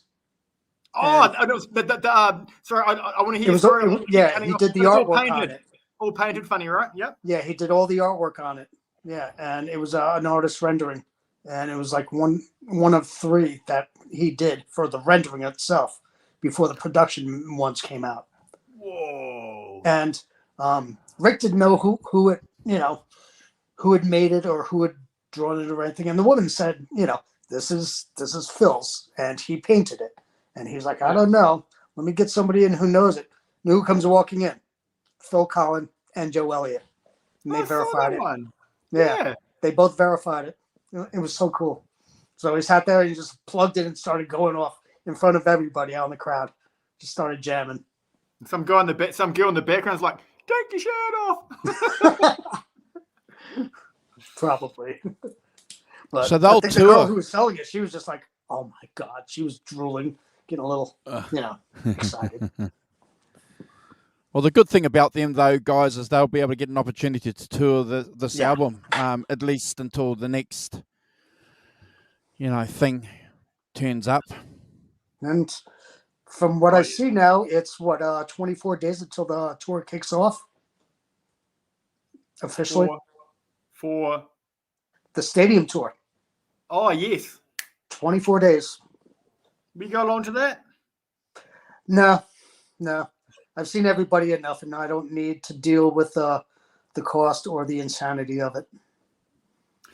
See, I would if it came here because we don't get a lot. Like Motley Crue came here a few years ago, and I remember people going, "Oh, I'm not going to go see that," and people saw it and like, "Oh, they were crap," and I was like, "I saw it, awesome." Yeah, I mean, Motley Crue always puts on a great show. I'm always going to support him and back him up on that.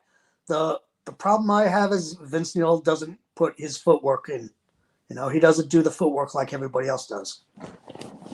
And he needs to step up and be the lead singer that he's supposed to be. If I can just shove my 2 cents in here for a second, bro. Sure. Mick Mars. I love that man. That man's a champion, dude. Look at him. Yeah. He'll get up there and he'll still jam with everything that he's going through physically. His life isn't that long for this world. Oh, and man. He's still going to go out there and do it. I love that, dude. He I remember reading an interview a few years ago saying, "I hate it. I'm all tight and I can't move and I'm all scrunched over and I hate it. I just want to play normally." And I love it when the people are into it. And I remember at that show, which is at the big stadium, one of the biggest places in New Zealand, in the biggest city in New Zealand. And I was like one of several dozen guitar dudes. We're like, "Yeah, Mick." And at occasional at one point, he's hunched over and he's playing and he just looked up and you catch your eye and he just give you this lovely warm look like, "Yeah, dude." Mm-hmm. Yeah. Give you a little smirk. Yeah. Yeah, just like but not a cocky one, but like it was, right. You could tell it was genuine. Like, yeah, man, just a warm smirk. Yeah. I just want to play the shit out of this guitar, and I'm like, and I want to hear you play the shit out of that guitar, dude. Yep, I'm gonna watch it and enjoy every second of it. I know he comes across as he's the grumpy one in Motley Crue, and in the Motley movie they're like, have you ever seen? I've never met him, don't you have? But like when you ever see interview footage of him, especially in the 80s, he's cool as. He's like, dude, he's not a grumpy man. He's awesome. Yeah, they made him look grumpy on the movie because he was the oldest of the crew. He's the most Girls is my favorite album. And he didn't want to deal with children. That's why. He what? He didn't want to deal with children. He didn't want to deal with the immaturity. Yeah. So you've read the Dirt. What's your favorite Motley Crue album? Toss up between Feel Good and probably Feel Good. I'll probably take Feel Good over Girls. Yeah. Marge, I'll take Girls by a Nose. Yeah, no, I haven't read Dirt. But I've seen the documentary. No. Not the documentary, the movie. I'm telling you straight up. Read the book. The best rock book you'll ever read. Hands down, get the book. Hands down. Even I know people that have read it who don't even like the band and know them. The movie is horrendous. It doesn't give the book justice at all. No, I can tell you too. Flying hands down to anyone in the world listening. It's like hey, the Charmaine. Dirt book. Like you wouldn't notice. Did you read the Slash book? Oh yeah, many times. Wait, okay, cool. Wait. Okay, cool. So you read the Slash book, and you know that's a really good book, right? Correct. So the Slash is a really good book written by one person talking about it. The Dirt's the same kind of thing, 4 people, and the beautiful thing about that book, and this makes it better than any other rock and roll book, is that every 4 member, it's like they haven't even read each other's stories. They'll be like, "Oh, I'm at a party. I really wanted to have a go in this girl's car, but she was kind of ugly. I didn't like her. But I hooked up with her anyway, so I can go out and do it." And Mick's doing something weird in the water. And the next guy's like, "Tommy's sleeping with this really weird chick, and then he just took off in a Corvette, and like the whole book's got stories that are like, yeah, everybody's perspective, yeah, of the scenario, it's all point of view stuff. It's phenomenal. It's probably the best, and it's probably the best rock book you'll ever read. And even if I can pull out my bookshelf, there's even a little chapter in the middle that just says, Andrew, there's a chapter in the middle that says, bro. It says a little chapter in the middle. It's like a side 2-page thing that just goes, the music industry. And it's got a weird picture of cogs and gears. And it goes, the music industry. You're a little crappy band. You want to play a pub. This happens. Get a record deal. Get on the big wheel. Get spat back out. And it just tells the record. It's, you remember that bit, Keith? That little chapter on the record industry? Mm-hmm. You read that, you're like, holy crap. Yep. The Dirt is the best book. The movie's fun. But it's not even a pimp on its ass. It's probably the best rock book. There's a couple of good books out there. And I'm blarting on. There's a good Zeppelin one. The Slash book's really good. There's a couple of good Kiss ones. Yada, yada, yada. The Keith Richards book's good. The Dirt's the best book. That book for rock and roll. Mm-hmm. If you guys out there watching this, find it. You can probably find a crappy copy for $5 now at a second-hand shop. The movie's not the same. Yeah. The movie's not the same at all. Yeah. Hands down, the book's so much better. What they did with Netflix was an abomination for the book. Yeah, I agree. I was I'd give the Netflix thing that I saw 6.5 out of 10. Yeah. Even some of the way they looked, like you saw them when they did the Motley Crue album in '94, and you saw them like in their outfits. You're going, what the fuck is that? What are you, weren't you guys on set for this? Going, I didn't look like that. Yeah, I know. What did you think of the Pamela and Tommy thing on? Man, they made Tommy Lee look like an ass, didn't they? Oh my gosh! The guy who played Tommy in that movie? Made him look like a complete dickhead, and he can't be that much of a dickhead, surely. Well, the weird thing is, about 2 weeks ago, apparently Tommy Lee went out with the actor, and they were seen having lunch together somewhere. So obviously he's not angry with it. Yeah, the actor, his name is Sebastian Stan. He grew up in the town next to me. Oh yeah. Yeah, he grew up in Congers, New York. He plays the Winter Soldier in all the Marvel movies. Yeah. Okay. And he does a good job. Yeah, I'm a bit of really a good job. Comic geek from being a child, and he has a cool job. Yep. Man, I don't know if he was told to be an ass in that, but man, he comes across like a. Yeah, because I kind of liked the guy, beforehand. Obviously part of my rock and roll history growing up, Tommy Lee. He had this notoriety that was like quite cool. You watch that, the first 3 or 4 episodes I'm in, I'm going, shit, Tommy. They just made you out to be this narcissistic piece of shit, bro. Who wrote the story for this? His son Brandon? Yeah. They made Pam to be kind of cool, and that's kind of cool in its own way. Because she's done a lot of cool things in the world. Like, she animal rights, and which I love, and he's done a lot of really cool stuff for Peter and animal rights and all that. So cool in there. So you're talking about Girls Being a great album, right? I, for a long time, never really listened to Theatre of Pain, thinking, oh man, this must be the garbage one. And I had an old band, and my guitarist would always play Theatre of Pain. I go, oh, okay, I don't know why. It's a great album. They always bag that album as being, but that album's really cool. And Tommy, and it only came into my head because Tommy Lee's playing so tasteful on that album.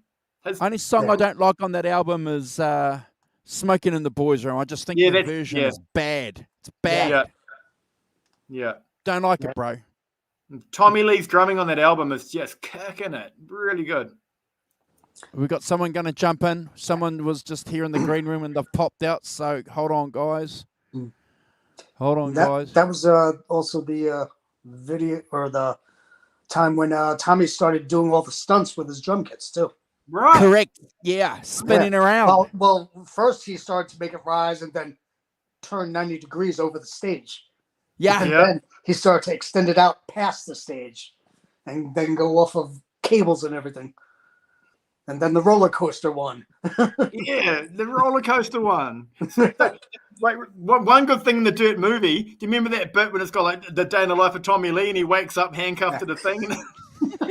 That was funny. That part was funny. And the manager punches him out to put him to bed. I might have to watch the Dirt again. I'm going to have to Get watch the book, the Dirt dude. again. Hell, I'll send you one in the mail if you want. Oh no, I won't. I've only got a first edition. That book is get it from the library. Get him a copy. New Zealand's got in the library. Get it. Best book. I'll just go on Kindle. Yeah, go get one. Kindle's my friend. Kindle's my You'll friend. read it, and you will almost cry for Mick Mars. You don't know the road that guy went. That guy was like in the entire 70s in bands, playing blues rock bands, and playing in bands and playing. And he did so much. I don't know. Do you know, like Mick Mars' history is like at one point, you probably know all this stuff, right? At one point, Mick Mars had a wife or girlfriend, got her pregnant, was thinking, I'm playing crappy covers in a band. What am I going to do? I've got a child to raise. My partner's dad owns a laundrette. I can work there. And it's not cool. But they say he left her, left the child, and fucked off to California and said, I'm going to try and make it over there. Yep. That's not cool. But his story is just like, my God. And half the people he played with didn't even know about his back issues. Correct. But when did they start surfacing? I should know that. He had it all his life. Right. So it did happen when he was a teenager. Yeah. But he didn't let too many people know about it, though. You know, and it's always been like an issue with him all his life. So it just gets steadily worse each year. Love that, man. Yeah. Rad guy. Hey, you said you had someone in the green room. What's going on? No, he's popped out, so it might be a connection issue. It was Brad, so I'm just going to send him a message and say, where are you, bro? Give me 2 seconds. Okay. So another thing of Motley Crue that's real cool is the way they, don't know, up to their circus kind of like carnival time. But before that, in the 80s especially, every single tour and album, they look different. Different logo, different style, you know? Yeah. And that's cool. Why not? I'm not saying that's what you should do, but it's cool they did that, you know? Like they did the whole, it's well documented that they did their Shout the Devil Mad Max thing. Then Theatre of Pain, they did the whole pink and just crazy. Glam. Totally glammed out, yeah. And then when everyone does that, they come back with girls are in denim and leather. Yeah. And they just rolled with that from there on.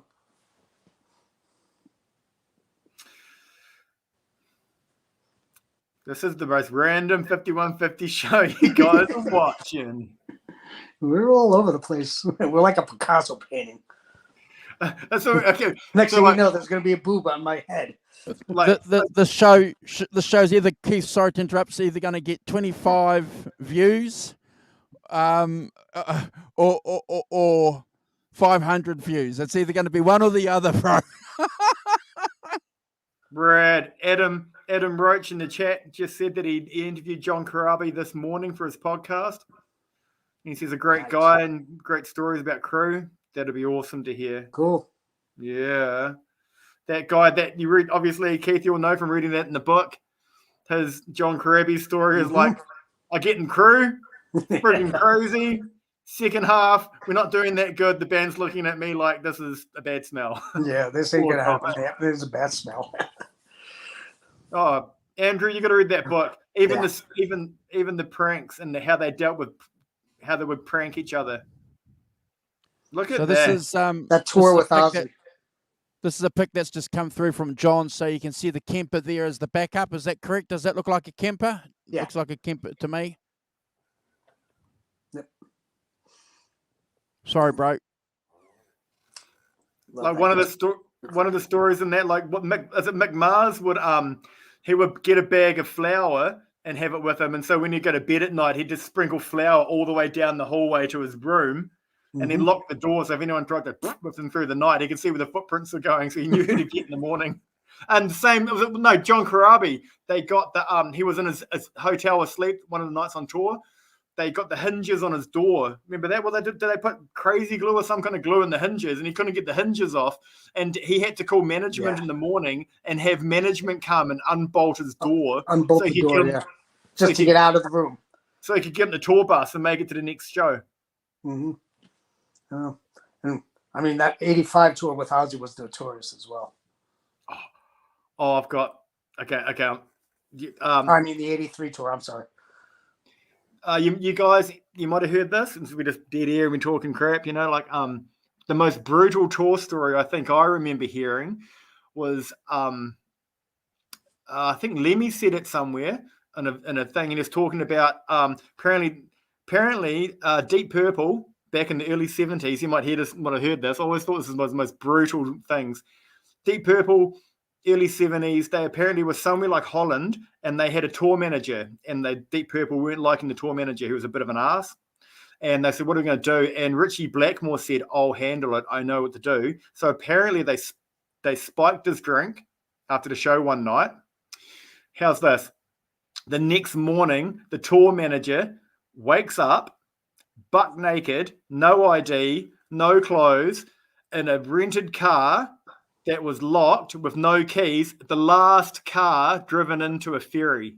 So he wakes up in the morning by guys banging on the window going, you got to drive your car out. And he's got no keys, no ID, no money, no clothes.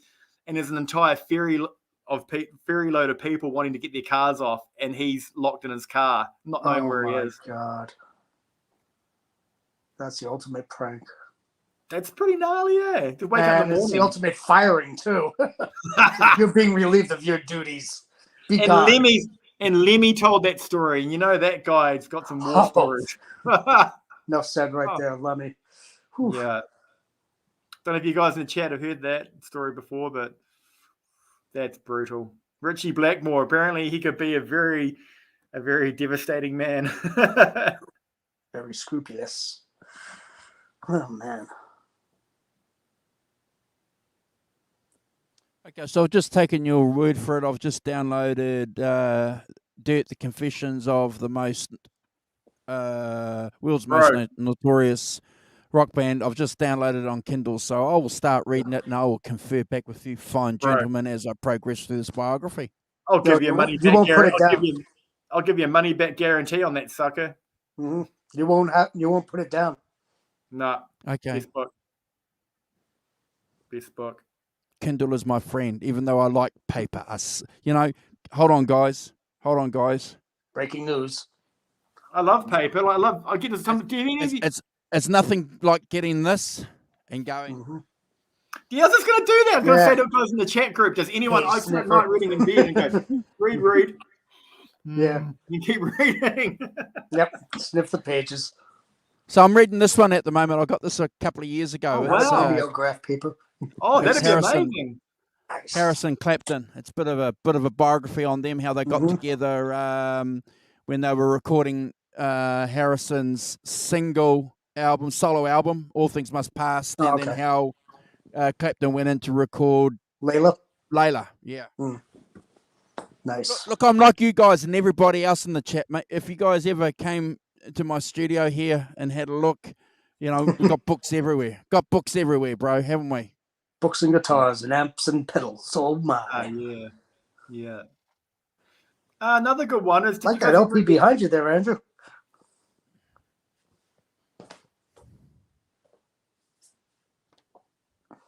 What was that? Sorry, buddy. I like that LP behind you. I love it. I love it. Guys, there's definitely a difference in vinyl. And I've got to tell you, I hadn't been listening to vinyl for a long time, Keith. I started listening to vinyl about a year ago after probably taking 10 years of not listening to vinyl. And I've been listening to Carnal Knowledge for years on CD and through streaming it. But when I put this back on my turntable and played it, it melted. But my gosh, I was hearing things. Yeah. What stuff you don't hear on the CD, huh? The bass frequencies that were coming through on this album, just wow. Yeah. Huge. They ripped us off, bro. They ripped us off when they told us that CDs were going to be the best thing since sliced bread, the music industry. They ripped us off. Totally clipped the bottom end out. Yeah. And everything Don't became get me wrong. brand. Don't get me wrong, CDs are functional, aren't they? They're a functional item. You know, you can grab them, you can put them in your car, you can have 50,000 of them. That's great, you know. But sound quality, Keith, nothing's going to beat vinyl, bro. No, nothing will. One of our friends, Paul Martino, you know, Paulie Walnuts, he just picked up some 180 gram old Van Halen from Women and Children First, and I think he got Fair Warning as well. Just got those yesterday. So Women and Children First is another little sleeper that Van Halen have that sounds really good on vinyl, apparently. Mm-hmm. Right. Mm-hmm. Yeah, I have mine not 10 feet from me. All my original copies. Oh. And that was probably one of my favorites right there. I would play that thing over and over and over. You know, just for, you know, I mean, it's such a complete album. You know, it may not have the highest production value, you know, like Fair Warning, but the songs were there, all of them. Don't know if that comes through, but like how interesting what you're seeing them and, you know, seeing it not in black and white. Mm-hmm. Yeah. I love the coloured shot. I think the coloured shot's just brilliant. Yep. How cool does Mike look there? So cool. Mm-hmm. Yeah, so cool. Well, so did that's because Mikey was partaking on a little before he did that shot.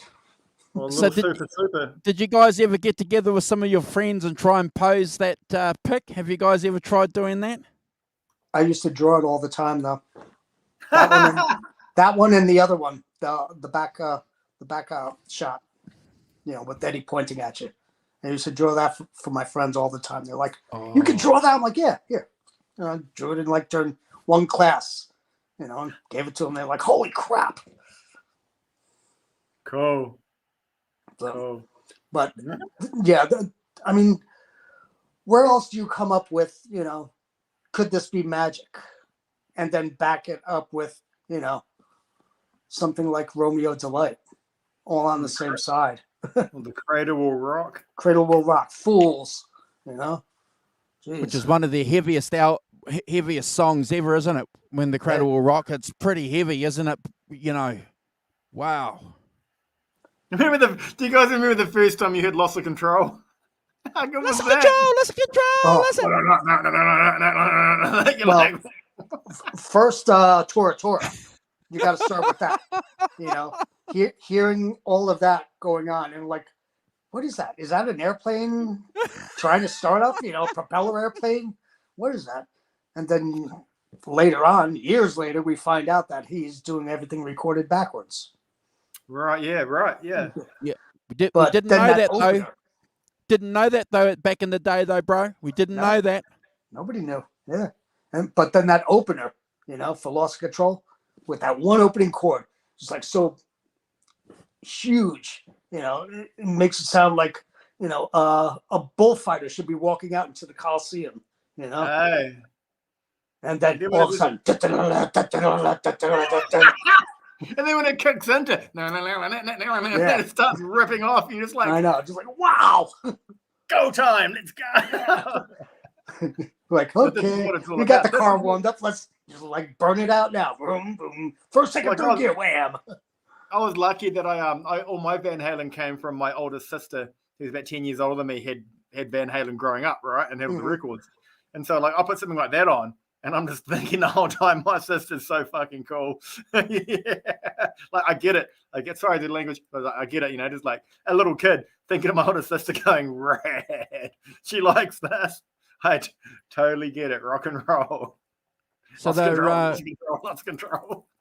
Loss of control. Brad's just sent the message through, guys, saying still checking mics on drums. There's a few issues with the toms. So check. They got to get that right. Doom, doom, doom. You guys, obviously you guys all seen Wayne's World 2. Remember Wayne Stock and Wayne's World 2? And the crowd's all waiting. There's nothing going on. And it's like, check one. Oh, the 5150 show has gone random. And there's John there saying chicken drums now. Quiet, sniffing the books. Quit sniffing the books, you weirdo. Book sniffers. What's Robert saying here, guys? Speaking of books, he's pre-ordered. Good on you. Good on you, Robert. Bob and Jeff's new biography that's coming out on Fleetwood Mac. Thank you. I'll let them know that you've done that. They'll be happy, Bob. And Jim Galstad has a nice episode on women and children first tones. Yeah, absolutely. Yeah, cool. I've been deep diving on all this stuff over the past week. Really great stuff. So what's the tone that you're trying to get, Chase, with your new EVH rig, Keith? Is it going to be women and children first? Is that the tone that you're going to try and nail? I can pretty much nail that with this tone, with what I've got. I still have to set up the pedal board and everything, but the only thing that this thing won't do is a really good clean channel. Okay, I should have gotten the 50 watt for that, but I'm not gonna. In all honesty, who buys a 5150 for clean? In all honesty, no. Who does? You ever heard of a detox pedal? Yeah. Yeah. Yeah, cleans everything up. Yeah, gets all the dirt out. But and that's the thing with this. When you start turning up your gain, you start getting the buzz quick. Okay. Yeah, and then even more so on the red channel, on the dirty channel, it's always going to be there.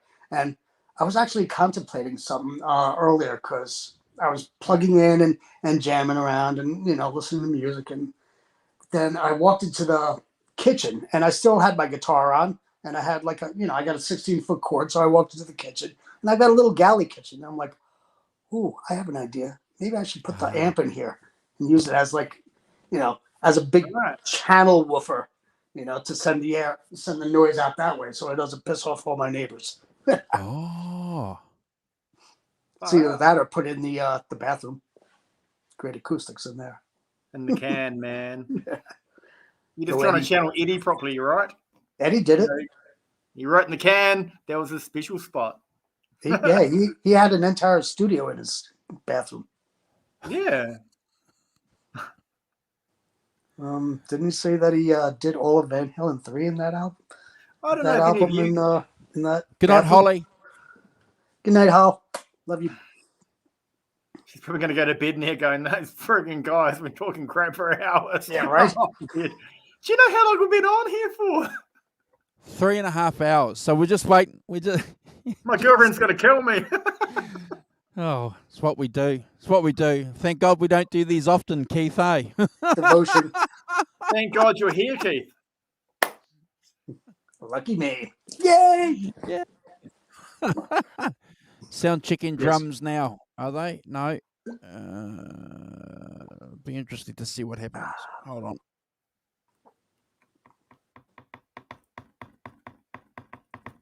Okay. We need a new topic. What's the topic? So, in terms of my tone, I've got. Yeah, cool.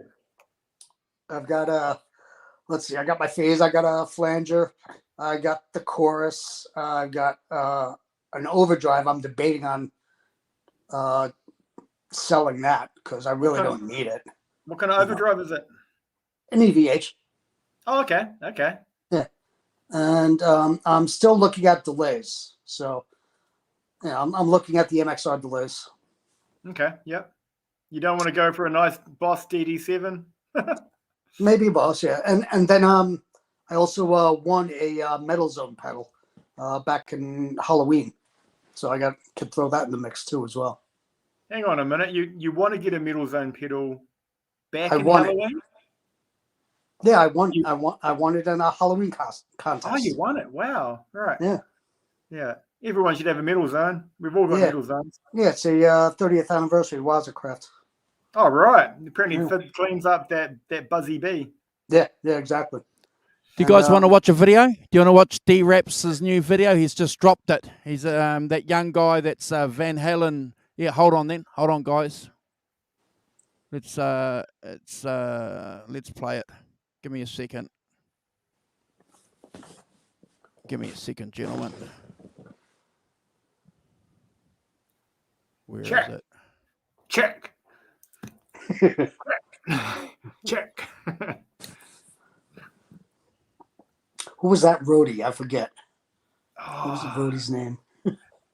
I've got nowhere else to go. So I'm going to go share screen,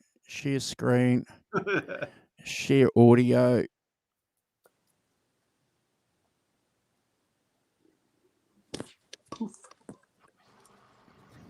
There we go.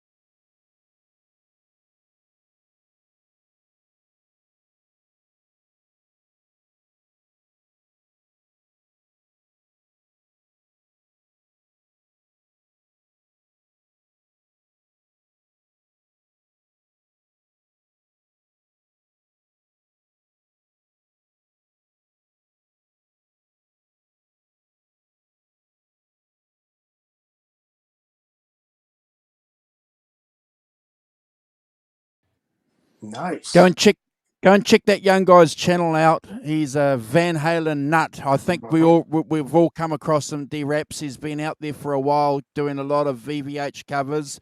But gosh, guys, when you see young cats like that producing some stuff that's obviously influenced by a lot of the music we like, God bless rock and roll. Oh yeah, I mean, I've been following him for 10 years. Me too, bro. Since he was phenomenal. I mean, he's a young phenom, like 9-10 years old, and doing that stuff. Oh, and look at him now. Yeah. Yeah, great. So I think that's something that they've recorded themselves, and I was listening to it with my cans. I could hear the bass, could hear the drums. A great production. Nice. Well done, guys. Nice boogie beats of that. Got to have that. Yeah. So John just said, guys, that they're checking the guitars now. So we'll hang around for a little while. We'll hang around for maybe another 15, 20 minutes, see what happens, guys. Otherwise, we might just pull the chain on this one. I can't believe we had 19, 20 on average people hanging out with us, guys. Shooting the breeze. I can't believe how long I've been holding on, needing to go for a piss. Next time we do one of these marathon shows, mate, just have a bucket there, okay? A bucket like dime bag on the side of the stage. You heard about that? Yeah. or Mike Portnoy from Dream Theater. He used to have his spit. Things there. Oh no, it wasn't spit buckets. That was Alex Van Halen who used to have them too for the spit and the piss. Petrucci had some covers made for his amps because he was sick and tired of Mike Portney spitting on them. That's why. Yeah. Yeah. Old Mikey. God, he's busy as hell this year. Shit, he has been for a while though, hasn't he? Even when he was in lockdown, he was one of the first guys to go when we were in lockdown onto social media and talk to fans. He was doing live lockdown videos and concerts. Yeah. I mean, I love Mikey. I love him like a brother. You know, I first met him back in the mid '90s when I was living in New York, and he lived actually right down the street from me. And wow. Yeah, I know. And you know, got to know him, and you know, met his family, went to his house and everything. Such a great guy, great, salt of the earth kind of guy. You know, got to get him on one of these shows one of these days. Oh man, it'd be so cool to have him on here again, just to talk with him. I haven't spoken with him since 2005, I think, when I first saw him when he was still with, he was still with Dream Theater, you know, before he split up with him, and he was playing at Spreckles, and he was shocked to see me out here because he had known me from New York, and he had moved out and he had moved away from the New York area before I had moved out here to California, so he hadn't known that I had moved out to San Diego. So then when he saw me at Spreckles in you know, downtown in San Diego, he was like, "Keith, what the hell are you doing here?" I'm like, "Yeah, I came just for you, man." So do you remember at 2010, 2011 when he split, you know, and he wanted to take a break, and the rest of the band said, "Well, look, we don't want to take a break. We want to continue. We want you to stay."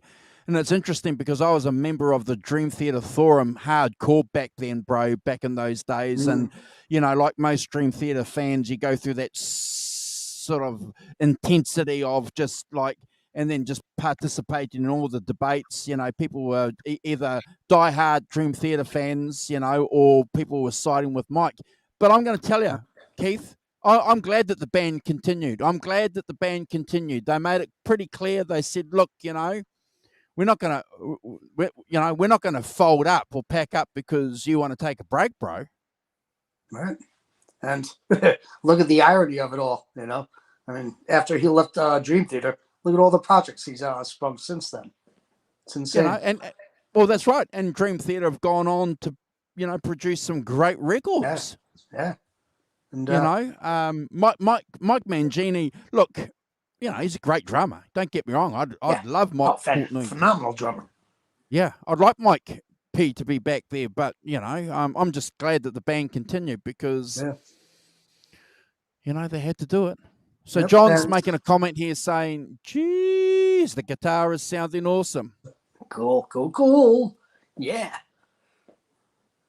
And that was the thing with Mikey. You know, he's still, you know, had wanted to keep a decent relationship with him, you know, with the band after the fact, but that was on them. That was on Mangini and all, or not Mangini, but John Petrucci and everybody else in the band. But later on, they mended their fences, and they were actually they did pictures together last week at one of the Dream Theater shows, which was really cool. Or no, I'm sorry, it wasn't a Dream Theater show. It was a Transatlantic show that Portnoy was doing. The Dream Theater guys were out there. Have you noticed too, bro? No one has come out and shitbagged on each other. Have you noticed that? No, they never did. They never. When people were asking the band James about it, and James, they would, James said, "Well, James look, wouldn't say anything." No. He's doing what he wants to do, and we've decided to. He didn't sit there and go, we just became, the drummer became too big for the band. Yeah. And the funny thing is, it was his band. Yeah. He formed it. But do you know who I love in that band though, bro? Do you know who I love? I love the bass player. I love John. Oh, John, yeah. I can't pronounce his name. Is it Myung? Yeah, Myung? John Young. Oh, man. Yep. Great bass. I'm not a bass player at all. I'm a guitar player, Keith. I've got a bass. I can play some bass and stuff like that. But I just love watching. He's a fucking virtuoso. I'm sorry. Phenomenal. Oh, love him. Never get enough of those guys. What that guy? I don't know how. How the heck do they remember? I'm not even going to try to work it out. I asked that to Mikey every time. One time he invited me over to his house, and he had a studio downstairs and everything. And I brought him a gift. I was cleaning out a building, and I found an old sign, and it was for a fire connection for the side of a building, and it's called the Siamese connection because it had a Y-shaped connection that you would attach your fire hoses to. So I said, "Here's something for the back of your drum kit for the wall," because he had the Siamese monster. So he mounted that on the back of the wall where his drum kit was in his studio. He's like, "Come sit down," and I'm like, "No, I'm not sitting behind that beast." That is too intimidating. Just standing in front of it was insane. Oh. Yeah, I've watched a lot of his social media stuff. He was he did one episode. He was and this guy knows his Beatles shit, bro. This guy, I thought I knew my Beatles shit. I know you know a bit of your Beatles. I know you know a bit of Beatles shit. But this guy knows what bass Paul McCartney was playing in 1967. When they were recording Eleanor Rigby, and he knows he knew pretty much everything that was going on during Get Back before anybody else did. Yeah, he's that much of a Beatlephile. Yeah. I couldn't, because you look at this guy and you think, he's got his sleeves and all that, and you think, that he, and then he sits there and he talks about the Beatles and how it was like a transformation for him. Mm-hmm. And I love it when I hear stories from these bands that say that because, the Beatles get a bit of shit from a lot of guys. Trust me, mate. I hear it and people have, I've heard it for years. And people say it. Beatles are Stones. Who the hell? Yeah. That's an American thing, right? Come on. The Beatles and Stones is an American thing, right? I think so. Beatles, Stones, who? All of it. It's like, pick one. I'm like, I'll take them all. Thank you. Yeah, me too. It's like the Beatles. Someone putting down the Beatles, you just politely go, "What are you, a moron?" Yeah, exactly. Well, how can you not? The Beatles transformed everything. It's probably the band. Whether you're into the Beatles or not, it's probably the band out of any band that's ever been. Okay, well, I'm going to be a snob here. Hold on, guys. I'm going to be a snob here. Hold on. Here we go. Since we're here, I'm going to be a snob here and say one of the best books that I've ever read, and it's for guitar players, and it's not full of music theory, but it's stuff that you and I can all understand. It's called The Songwriting Secrets of the Beatles, And it tells you everything how the Beatles thought from my perspective, because I'm a simple guitar player. And when I read this, guys, I understood their musical journey. These guys were geniuses. These guys knew music theory, and they weren't even trained in it. They knew it instinctively. Paul McCartney knows music theory, and they can't even read or write music. Can't they? None of them none of them knew how to read sheet music at all. Mark, I didn't know that at all. Didn't know Paul that. McCartney cannot write, you know, it's all chords. They can't read it. Yeah. They just write chords. Mm-hmm. Yeah, just write like G chord, F chord, you know.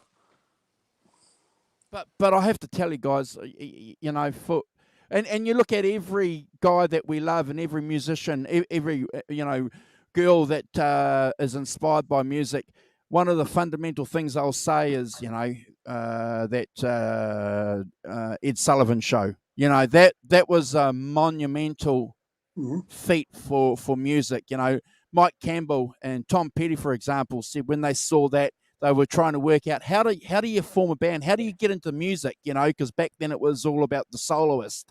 But then when they saw the Beatles, and they said, aha, that's how you do it, Keith. You get a bass player, you get a drummer, you get a couple of guitar players, and you make a band. That's how you do it. And you make sure that they can all write songs. And they're good at their instrument. You get a hard-hitting drummer, flaming gong. Practice. Okay, okay, just random.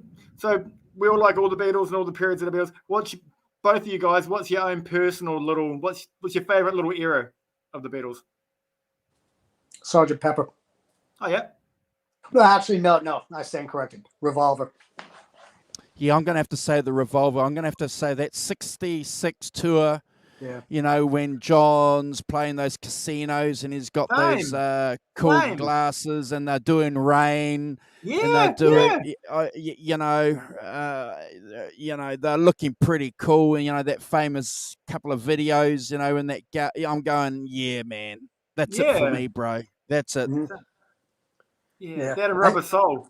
I never could get into any of the movies. Oh, come on, Help's fun as. I mean, it's corny like the Monkees, but it's fun, dude. Yeah, it was kind of corny, though. I mean, you know. Like A Hard Day's Night? You got to realize, I remember listening to Led Zeppelin 2 and Jimi Hendrix before listening to the Beatles. Okay. So, there's that. Okay, so when you listen to the Beatles, it would have fitted all into place for you then. Led Zeppelin and Jimi Hendrix would have made complete. If it didn't make sense to you beforehand, when you heard the Beatles, you would have, you would have got it. Because, you know, even at that young age, I was like, okay, I see the song structure. You know, you got your chorus, your verses, your solo, and, you know, they didn't even do much for the solo, so it wasn't even that issue. But Zeppelin would totally expand it out. You know, they blew it out the window and just made it into something even totally, you know, heavy blues bass. Yeah, you're going to have to come on a Zoso show with us too, bro. Oh, yeah, appreciate that. I just got a message from Brad, guys. So he's saying that not long, I'll just open up the StreamYards when they're about to start. So as soon as he does that, I'll just put it on, guys. But yeah. Well, you'll have to join a Zoso show with us, Keith. Oh yeah. I was loving the Led Zeppelin 2 show that you guys did. Eating it all up. Alan is the man, isn't he? Yeah. Keep him on there. I have nothing on Alan. Okay. He is the man when it comes to Zeppelin. So I betroth any seat to him. When it comes to Zeppelin, he knows his stuff, man. Inside and out. This is what I love about music. You know, we freak out when we meet some dude and we go, shit, I thought I knew my shit, and then I meet someone that's like, wow, bro, I've just spent half an hour talking to you and I didn't know that. But the cool thing is he's just like us. You know? Yeah. It freaks me out. I'm still doing it in my age, in my young age now. But when I was a kid, nobody ever did that, you know. Not until they were teenagers or so. but I was doing it as a younger kid, and kids my age, they were still out there, throwing dirt bombs and playing Army in the Woods and, playing with the G.I. Joes. And I'd sit home and...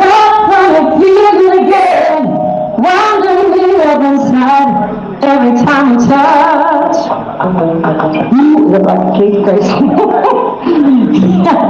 I know, just tell me where to begin, 'cause my mother feels so much that I can't recall any love at all. Hey, where am I talking? Huh? Sorry? It's good, it's good. Yeah.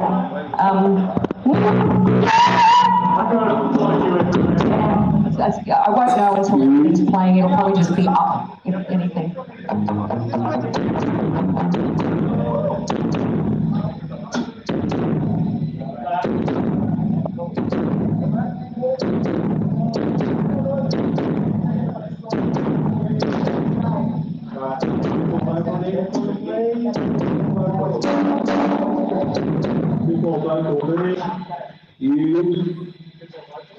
Bit more vocal? Bit more vocal? Yeah.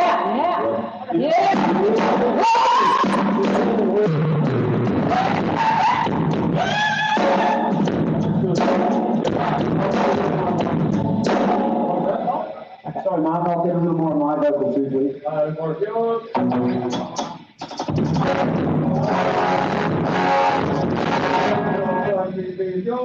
Let's do that. And I'll get a bit of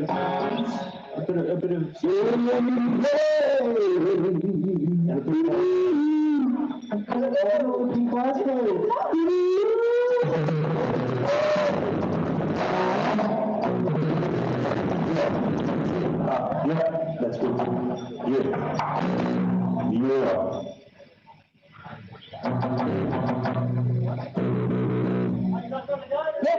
Let's do it. I've got 8 minutes. Let's go.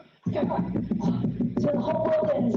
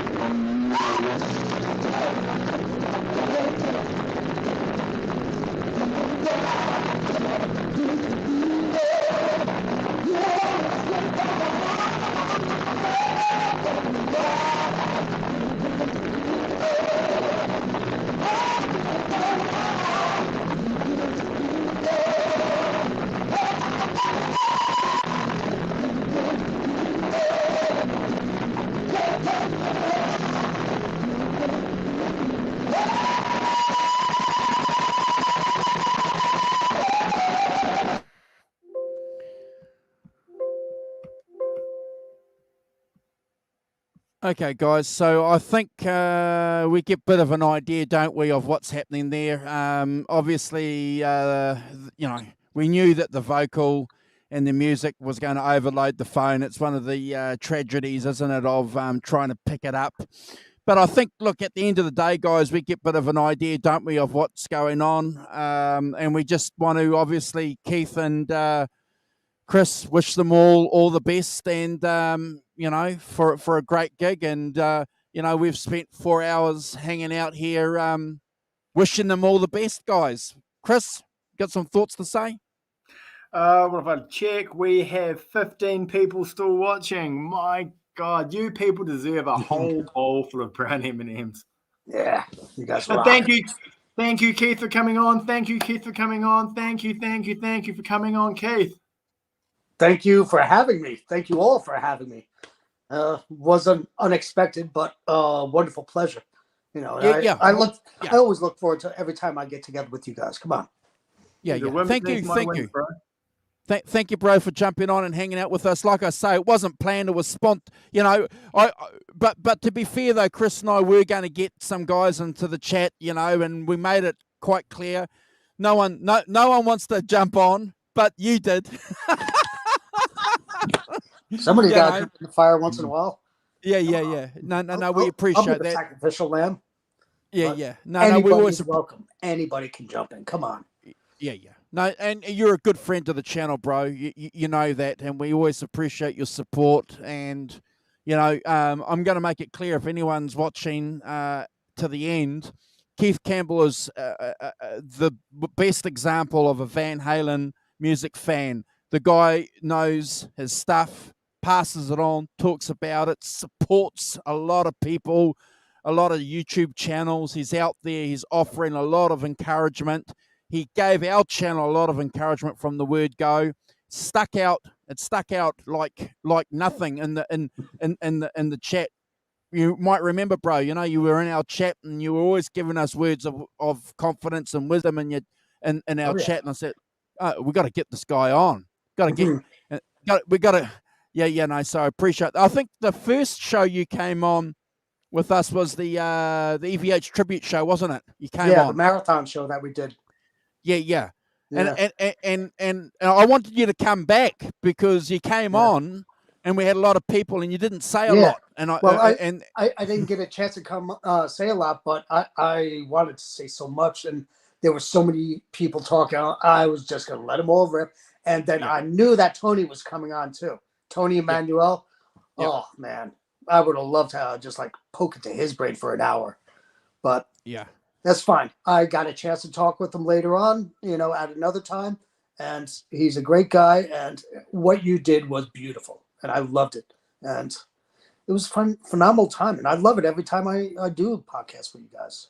Well, we're going to give you a bit of a heads up. So that's an annual thing that we're going to do on Eddie's anniversary from here. So it's a day. So it's a day before Eddie passed away. Your side. So if you ever wanted to hang out with us on the one that we do this year in preparation for any invites you get for other shows, well, you can always say that you were on the 5150 show first. So we'll do the same thing, bro. We'll just scan all the time zones and get to hang out. Yeah. Okay, I've just sent a message to Brad saying that we're going to cruise. We'll look at the footage. Let's see if the sound's any better. Hold on, guys.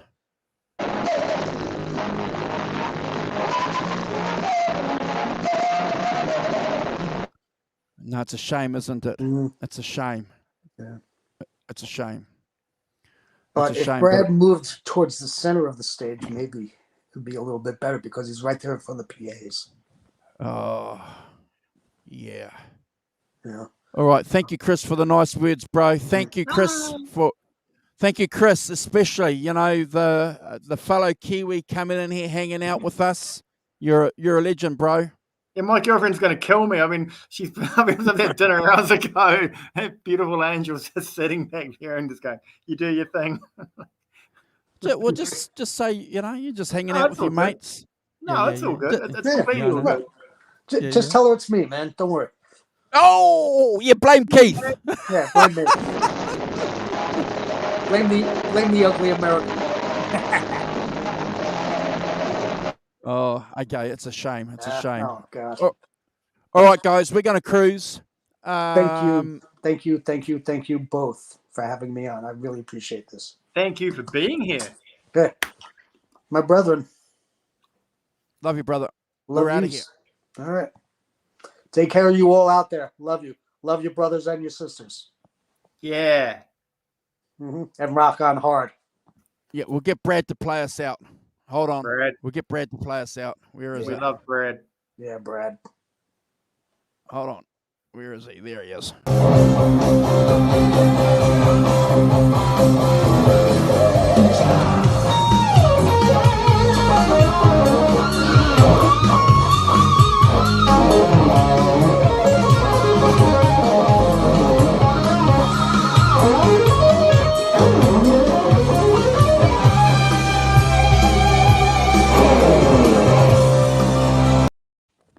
There's Brad.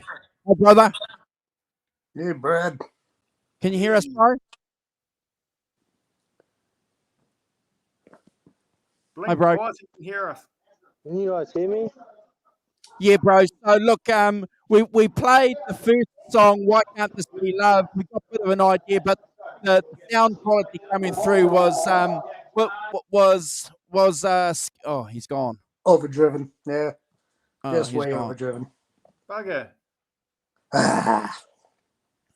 Oh, okay. All right. Look. I'll just send him a quick message. He may want to pop in and say goodbye. Hold on, guys, before we split. Bro. You coming back?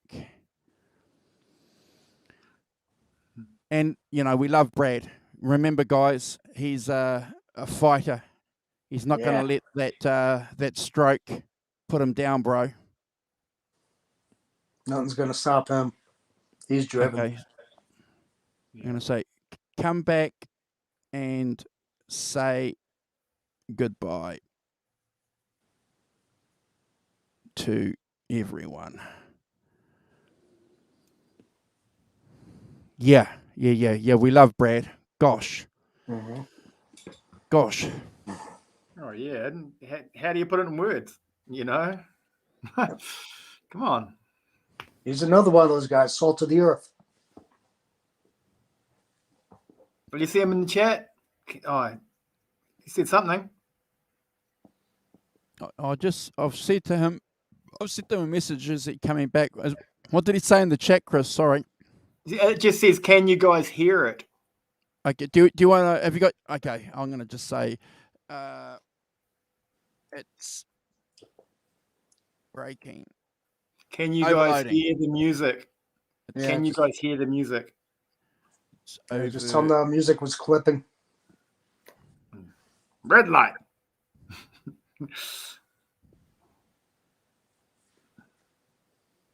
But we got good. Everything louder than everything else. We got a good idea. But we got a good idea. We are gonna split the stream out. Oh, here he is. Cool. Hey, bro.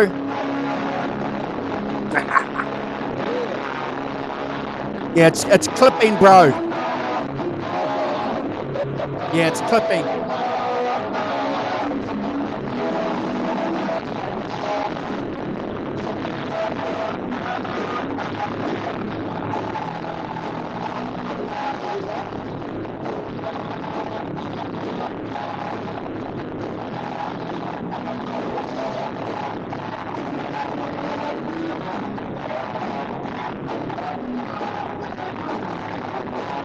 Oh, shame.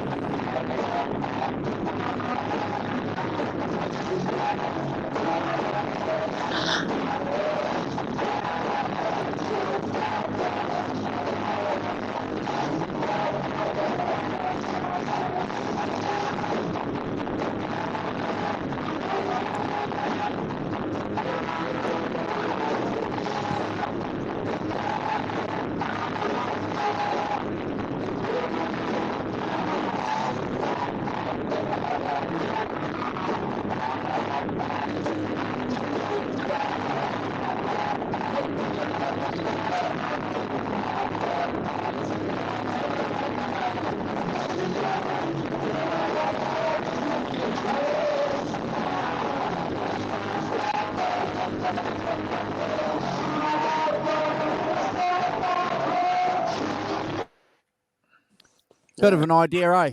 Yeah. We out of here? Yeah, good. Okay, bro. We're out of here, bro. I want to watch Brad for a while. Okay, bro.